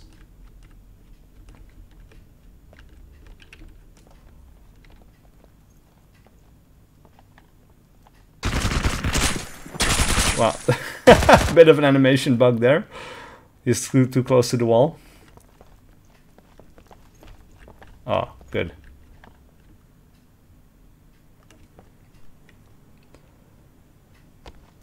What about location or era for Arma 4? What would you guys like? Africa in the 90s would be really cool, actually. Yeah, I would be up for that. Like, I'm one of the guys that I don't like futuristic settings in general. For you know, it really pissed me off with Ghost Recon Advanced Warfighter when it had that, because I thought it was really poorly done and it was horrendous. But with Arma 3, I was kind of like, at first I was on the fence, like I'm not sure about this, you know. But at the same time, I have been playing Arma since its inception. Like, I've been playing Operation Flashpoint, I've been playing Arma 1, 2 and 3. And Arma 1 and 2, I mean, and Operation Flashpoint, I got so sick of playing with M16s and AK-47s, you know. That is, for me, it was okay to have the futuristic weapons in Arma 3 because everything basically still functioned the way it did in Arma 2 and stuff like that. Like, even if it didn't look like an M16, it still behaved like an M16. It wasn't fancy or anything like that. It wasn't fancy with the vehicles, it wasn't fancy with the guns. Oh, what the hell? Shit. So, for me, it kind of was a breath of fresh air to see like a different kind of weapon. Because like I said, I was kind of sick with the M16, the AK stuff. I didn't mind it at all, but I understand why some people really do. At the same time, I could imagine that if you work at Bohemia Interactive for all of these years, you really don't want to be remaking the M16 for the 4th or 5th time, you know?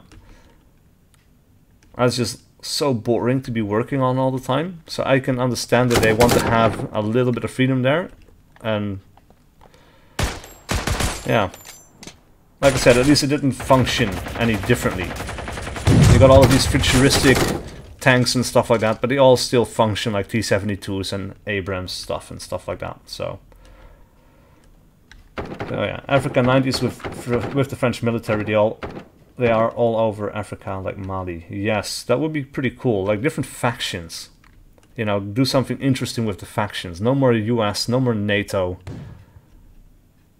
Do something different.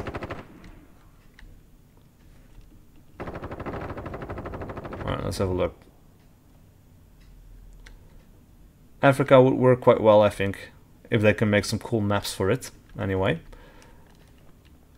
they would probably need to have the different engine to make the map a little bit more interesting. Like, at some point,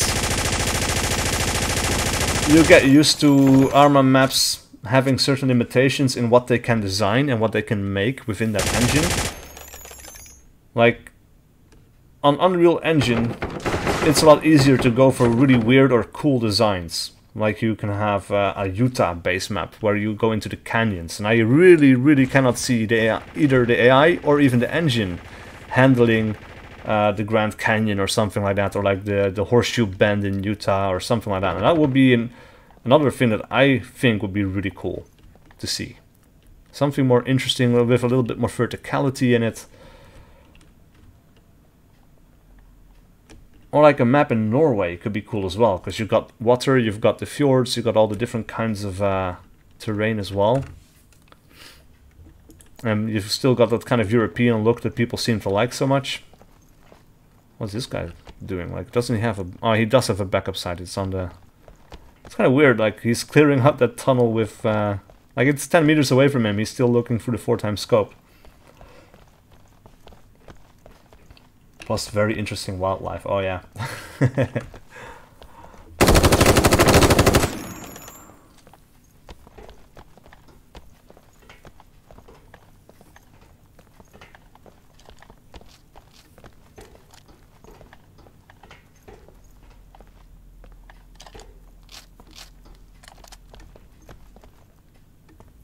Is that a friendly?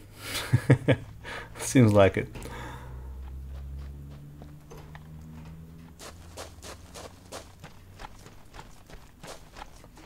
Bunnies got nothing on lions. They can have lions as long as they have butterflies as well. I always like seeing the butterflies in Arma with their own shadows.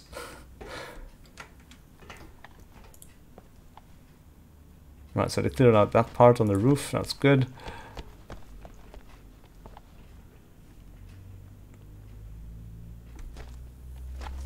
Now what is left? Because they're clearing out the tunnels.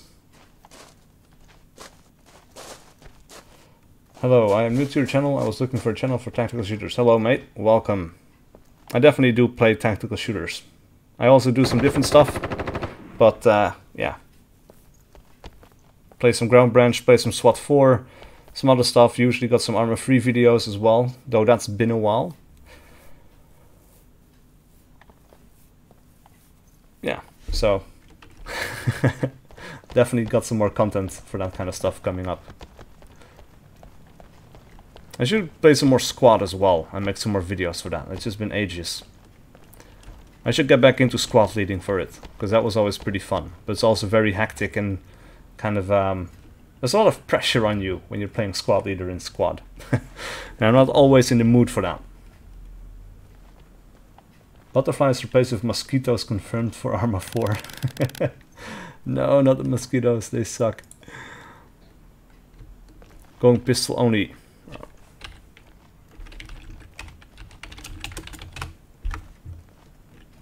Pistol only. I only have 2 magazines. No, I have 10 magazines for the pistol. That's fine.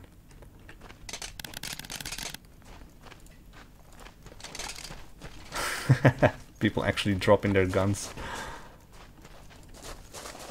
I forgot the button for dropping your weapon because I have absolutely no need to ever drop my weapon. Alright, I'm going right. V12 should be out soon. They're introducing fire teams. Oh yes, I'm looking forward to that. That is something I wanted to do just by telling people, but I was always like, you know, people dropping in and out kind of makes it hard to keep that up. And tanks in V12 as well. Oh yeah, I'm looking forward to that as well. Like, I never play with the vehicles myself unless I have to use them to get somewhere.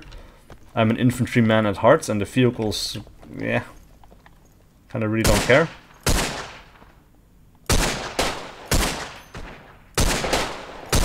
But it's cool to have them as a threat to deal with, you know. So I'm excited for it in that way.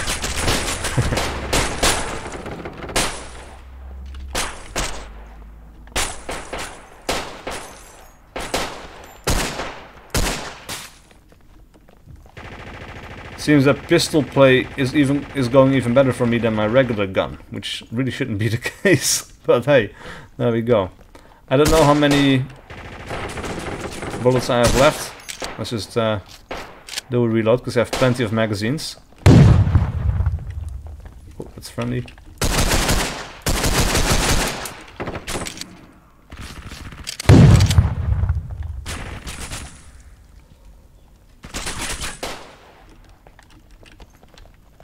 Oh, you should play some squad together sometime, because I really want to get back into it.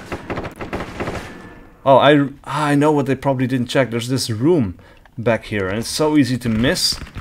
But there can be tangos here, so this is probably what we missed earlier, I guess. Maybe. Maybe not. I don't know. I like the new Tango models for this though, like it's nice to have that variety.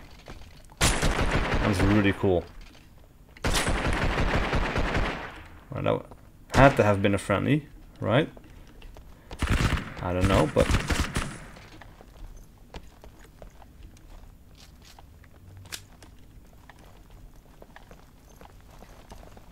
Wow, we got so many people in the server now. But I have to say, like the AI, the values that this server has is actually pretty good. It's pretty fun. They're pretty fast, but they're not too fast. You got a pretty decent chance. So, yeah, I'm liking it. There's of course a bit of a weird bug with the AI walking backwards on maps, which is kind of unexplained for now. I don't know why that's happening, but everybody's experiencing it. I'm guessing it has something to do with the new code for getting into cover, which I didn't have before. Ah. Nice.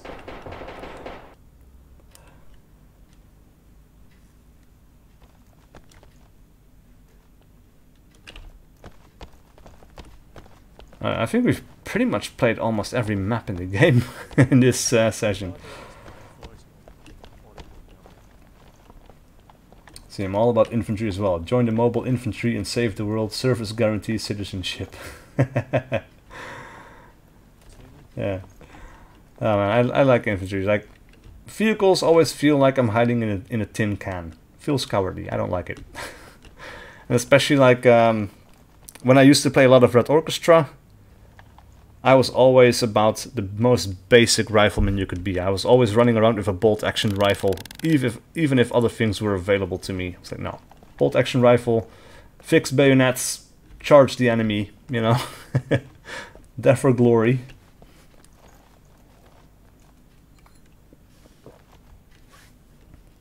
Quote from Starship Troopers, my guilty pleasure movie. Yeah, I thought that was what it was from. I wasn't sure. It's been a while since I saw that one, but it was nice. I enjoyed it myself.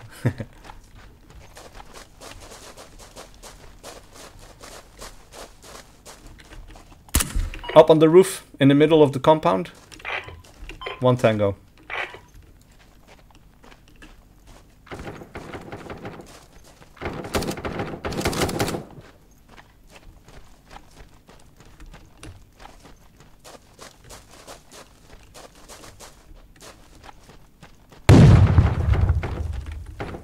I'm checking out the roof. Don't throw grenades up there. Yeah, we still have an enemy up on the back there.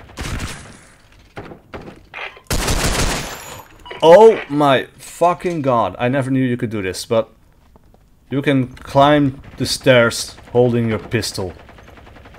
That is fucking insane. I'm not sure if that's by design, but that is fucking awesome. Because it's always so awkward coming upstairs and having to get your gun back out while the enemy is waiting for you. It's almost impossible, but it's so cool. Because this kind of feels like you're holding the ladder with one hand and holding your gun with the other, and then you just kind of peek over and shoot the enemy. That is so fucking cool. Never take that out.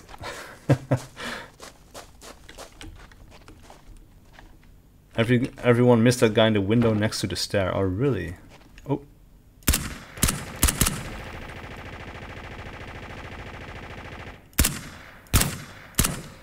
This gun is not great for long range, but we got him.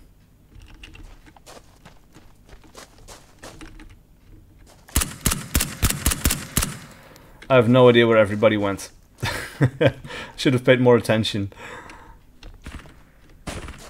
I'm going to get horribly team killed at some point. Alright, we have enemies to the right.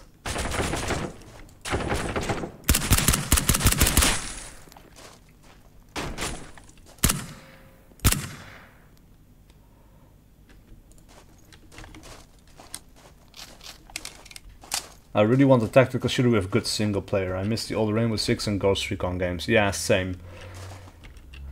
But this game is basically going to be that. This is going to have a single player campaign. It is going to have... I don't know if that's a friendly or not. I'm backing out of here. It is going to have single player mode, this. Also co-op, of course, which is what we're doing now, and PvP, but single player is also planned. And it's going to be kind of like mini campaigns set across the world, I think. Not entirely sure. But yeah, single player will be a thing here. But really the only thing we have for single player games right now that are worth anything is the old games. And we've got Arma 3, of course, and has some single player stuff, which is really cool. Yeah, classic Ghost Recon was the shit. That was a really good game. Also, things you might check out if if you've never played them before, and I've mentioned this earlier. You've got SWAT 4 with the Elite Force mod. It really changes the game, and it changes it for the better. It's a really cool experience to be playing that. And also another really cool game that not a lot of people know about anymore, I guess, is Hidden and Dangerous 2. You can get it on GOG.com. And that is a classic game. It is a really good shooter. Damage is a little bit forgiving, but you got so many options, and oh man, I need to play that again. I really do. I need to make more videos on it. Next order of business, more Hidden and Dangerous 2 videos. It's been ages. I actually got some Hidden and Dangerous 2 videos on my channel. But yeah, they're really cool. And what Hidden and Dangerous 2 does really well is, well, it really takes you all over the world. It is absolutely insane. You've got missions in Norway, you've got missions in Africa, you've got missions in France, you've got missions in the Czech Republic, you've even got missions in Burma, where you're fighting against the Japanese. It almost takes you all over the world. And almost every mission, almost every objective is different. It's absolutely insane. There's one mission in particular that I remember. They added diving to the game. There's literally only one mission in the entire game that has diving, and it's a really cool one. You're in Norway and you're planting explosive charges on a battleship, and then you have to clear out the ship and you have to get the Enigma machine or something like that. So you kind of come from the water like a frogman, get onto the deck, clear out, you know, all the Germans on the deck, and then you jump back into the water, you get your early year submarine, and then you get the hell out of there. It is so cool. It is. I need to get back into Hidden and Dangerous 2. See, your channel is like an emotional support group for disgruntled old gamers. All 12 of us watch. Yeah, I am a disgruntled old gamer. Shit, I'm so disappointed in modern gaming.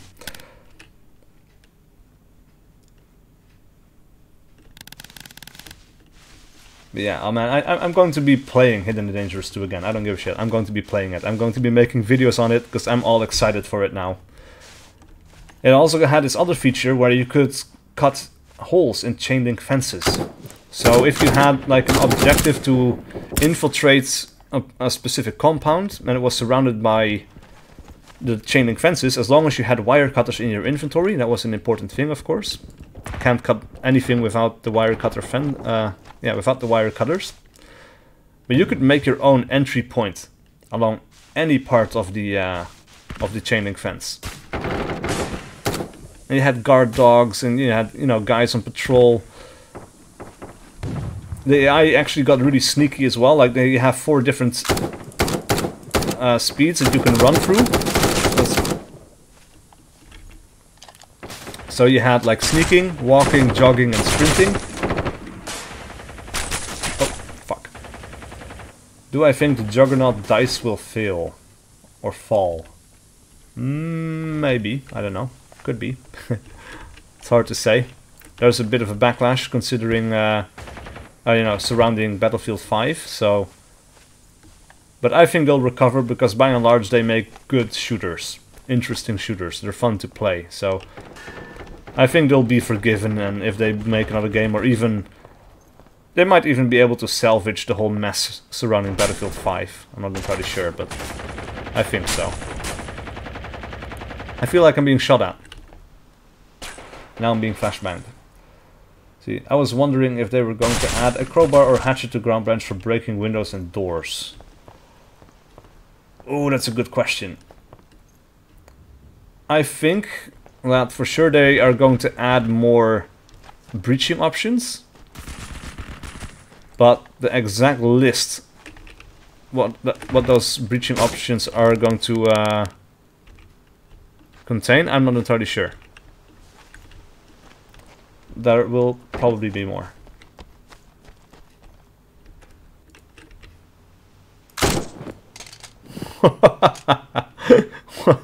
Okay. Boom, headshot. Surprise, motherfucker.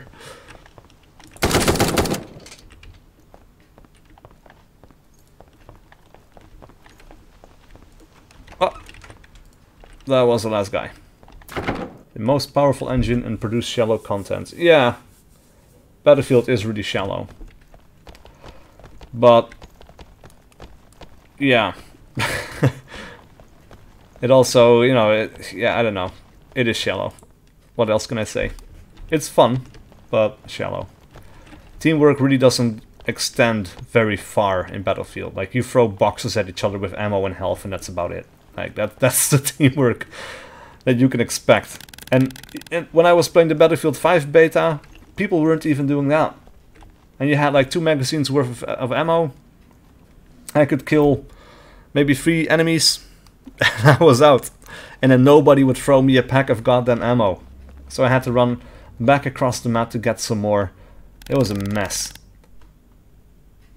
Absolutely horrendous. But apparently that's being changed, so I don't know. We'll see. I probably won't buy it on release. But yeah, I might buy it at some point in the future. Like, I also did not buy Battlefield 1 on release. And it's a pretty fun game, but I didn't buy it on principle because I thought they did a really shit job portraying World War I. And I'm very interested in World War I. The history and the experience the soldiers had in this particular war is a special kind of hell. And I was hoping they would show some of that. And they kind of did in the very first mission of the campaign, where when you died, you switched to a different character.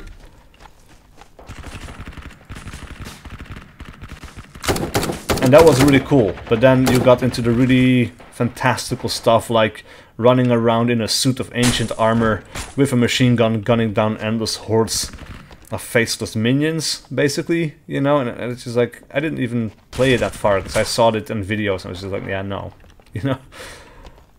I agree with you about Ubisoft's screw-ups. When I watch YouTube videos about history of Rainbow Six, Ghost Recon, Splinter Cell, I get so angry that makes me stop watching. They killed my favorite games. Oh yes, same. I've been raging against those games for so many years. I'm actually kind of tired of it, but I can't help myself because I love those games and I kind of keep doing it. It's so easy to get me triggered talking about those games and what happened to them.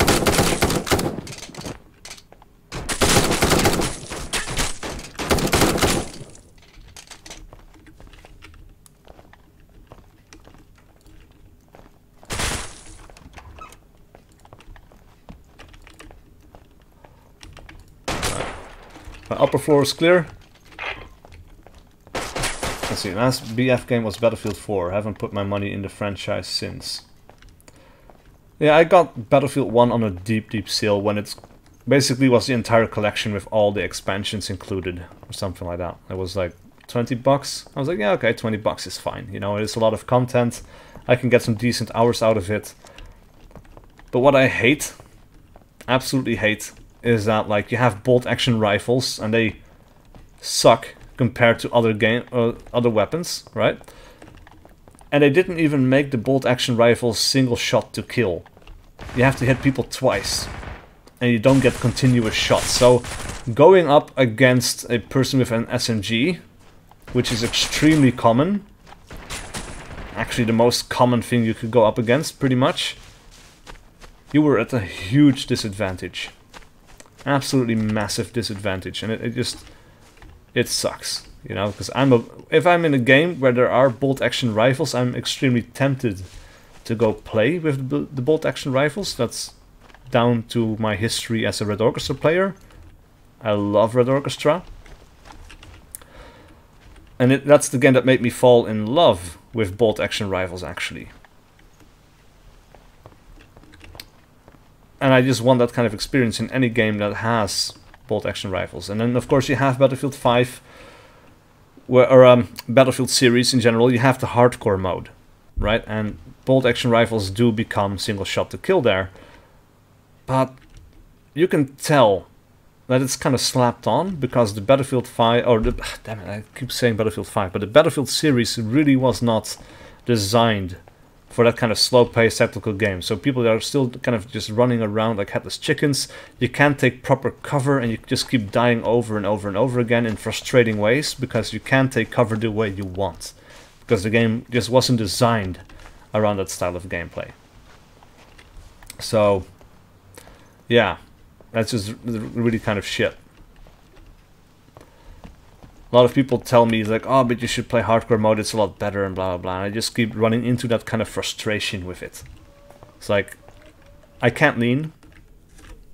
You know, more modern Battlefield games have a form of lean, but you have to be in cover.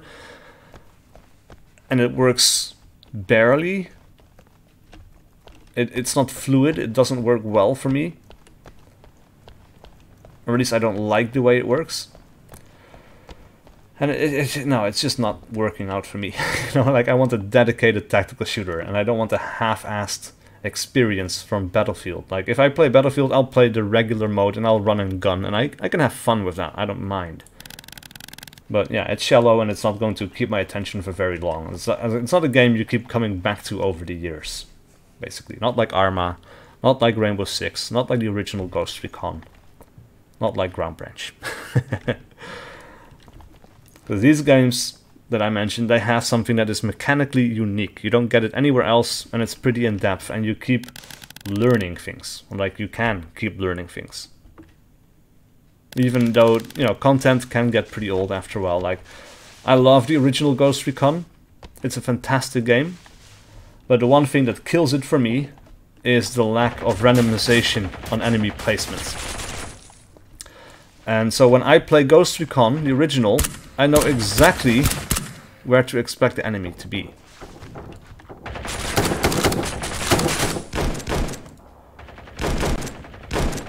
And when I know where the enemy is, I start pushing hard towards those places to kill them, because, you know, I know, so I'm not you know, I want to be careful, but I always kind of keep pushing it because I know where they are. So I know there's a certain extent to which I need to be careful, and a certain extent where I can push my luck a little bit. And you kind of keep doing that automatically, no matter what, you know. And if Ghost Recon had randomization to enemy placement, you could keep coming back to it, no problem. But it doesn't have that, so it's hard to come back to it for me.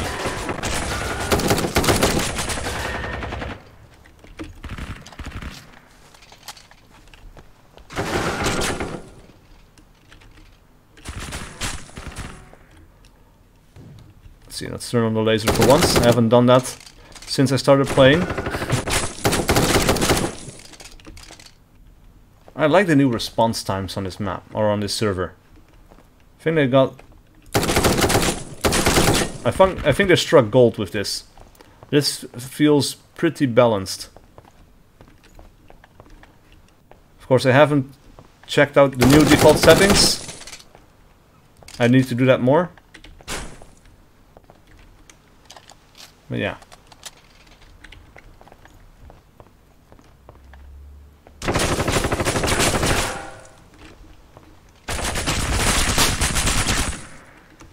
Careful, friendlies inside. Nice. Let's see, even with supposedly historic games like Assassin's Creed, all you have to do is Google a goddamn picture of an English red coat Ubisoft and copy it. It's not that hard. They give zero shits about authenticity. Yeah. They care more about art. art direction.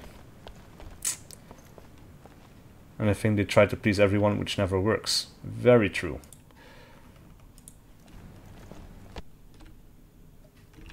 Where are we going? Huh. Interesting.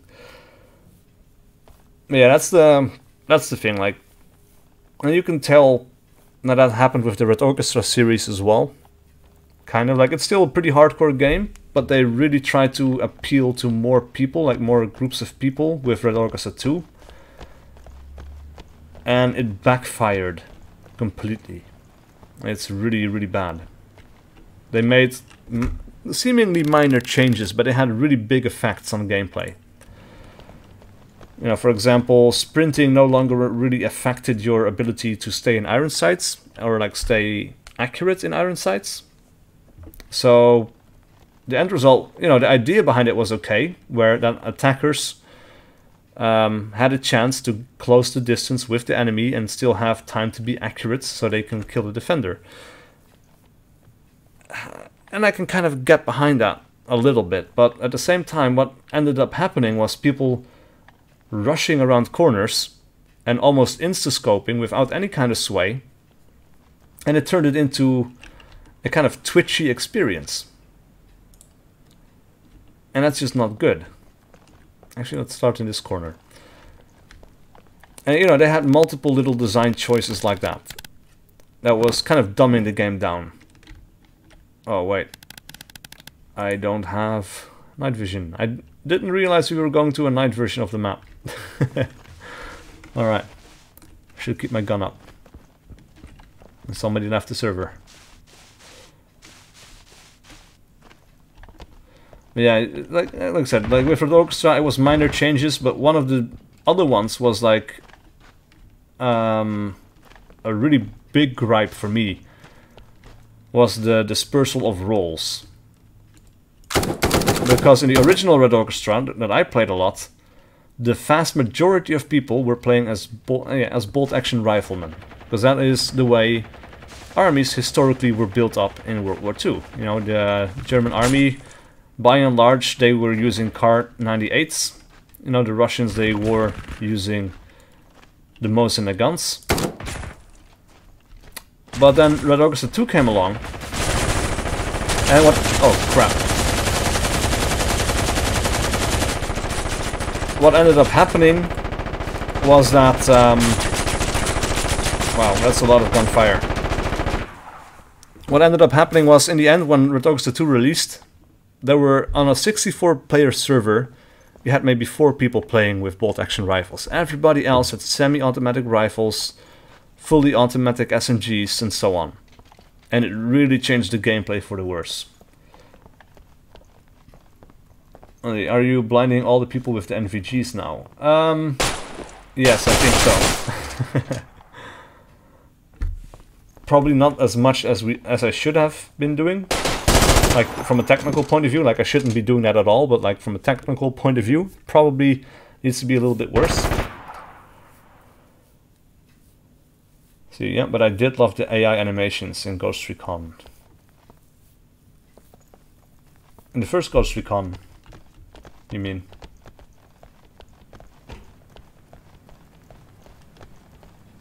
Ah man, that's another thing that I miss. I miss the dying animations in Rainbow Six, Rogue Spear, and Ghost Recon. That was always really cool to watch. It never got old. Like, I still enjoy playing Rogue Spear, because a part of the appeal is the way the guns handle, but also because it's so well animated. Seeing your rainbow operators moving along, it felt so realistic and authentic. And then the way people died, like the animations of it, it's really smooth and also kind of like entertaining in a way, but still kind of serious. I don't know, it's kind of hard to put a finger on it. But it was really cool. Anyway, I think we're going to be doing one last run through this map. And then we're going to be putting an end to the stream, because I've been playing for 2 hours now. My voice is starting to give out. And I have some things to do. So, yeah. One more run. Let's see. Ragdoll deaths, if done poorly, just look bad. Yes, very true. I think the best of both worlds is to have like dying animations that switch over into ragdolls. And the old scripted deaths, they are cool, and I miss it. But of course, the one thing that old games do have is like floating bodies on staircases, and that is something I don't miss. Got to go, enjoy the stream. Alright man, see you later. Have a good night, or morning, or whatever it is, wherever you are in the world.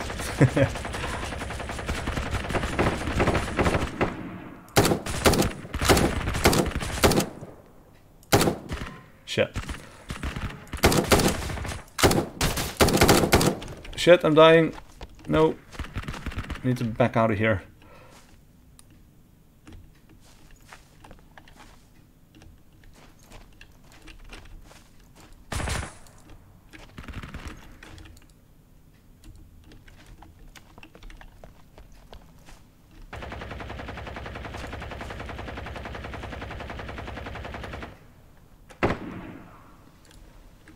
Let's see. I looked at the Ghost Recon Death animations and they look great, but you can only have so many animations. Ragdoll has an advantage there. Yes, yeah, that is true. And like I said, the best of both worlds would be like dying animations that switch into Ragdoll. So you can have a dying animation on a staircase, but then once they fall, they switch to Ragdoll and roll down the stairs or something like that, you know? Or like the way Killing Floor did it, or like Killing Floor 2, I mean. That also is really well animated, or you know, the GTA 4, GTA 5, Max Payne 3. Those have some really cool like animations blending into ragdolls. Oh, quality time with the wife. Enjoy the stream. Alright man, glad you enjoyed it. Go spend some quality time with the wife. Also very important. See, only Rage Engine GTA ragdolls look good to me. Okay, I haven't played Rage, I think, but yeah, that's also kind of... Yeah, I've played a little bit of Rage, but not a lot.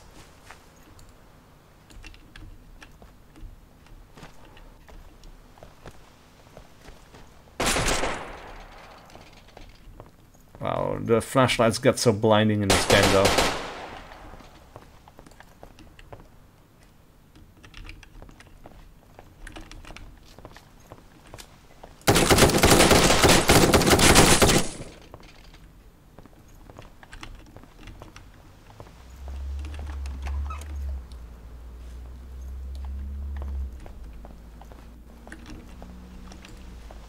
Alright, this is clear.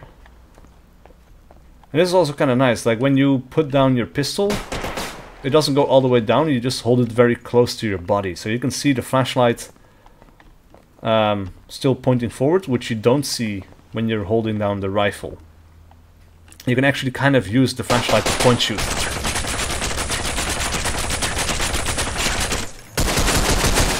Like that.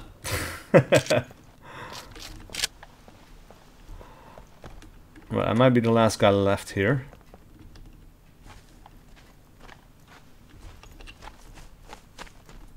Let's see if we can finish this. So this is all blocked.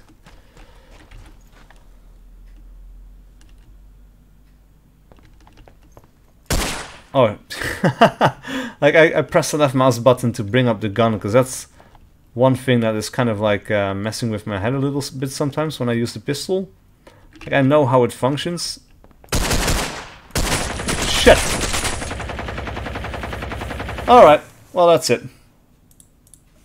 We had a good go of it, but I've been playing for too long. Like I said, my voice is giving out, so that's going to be the end of the stream right here. But thank you for watching. Hopefully you enjoyed it, and I will see you guys for whatever video or stream I do next. Actually, I planned on playing some XCOM 2 tomorrow for the DLC, the new DLC that's coming out. That might not go through because I have my girlfriend coming over. Yeah. See, that's actually a technique, shooting from detention. Yeah, I know. And it's really cool that it has, that Ground Branch has that in the game. Anyway, let's see, let's back out of here. Alright. Thanks for watching, guys. See you all later.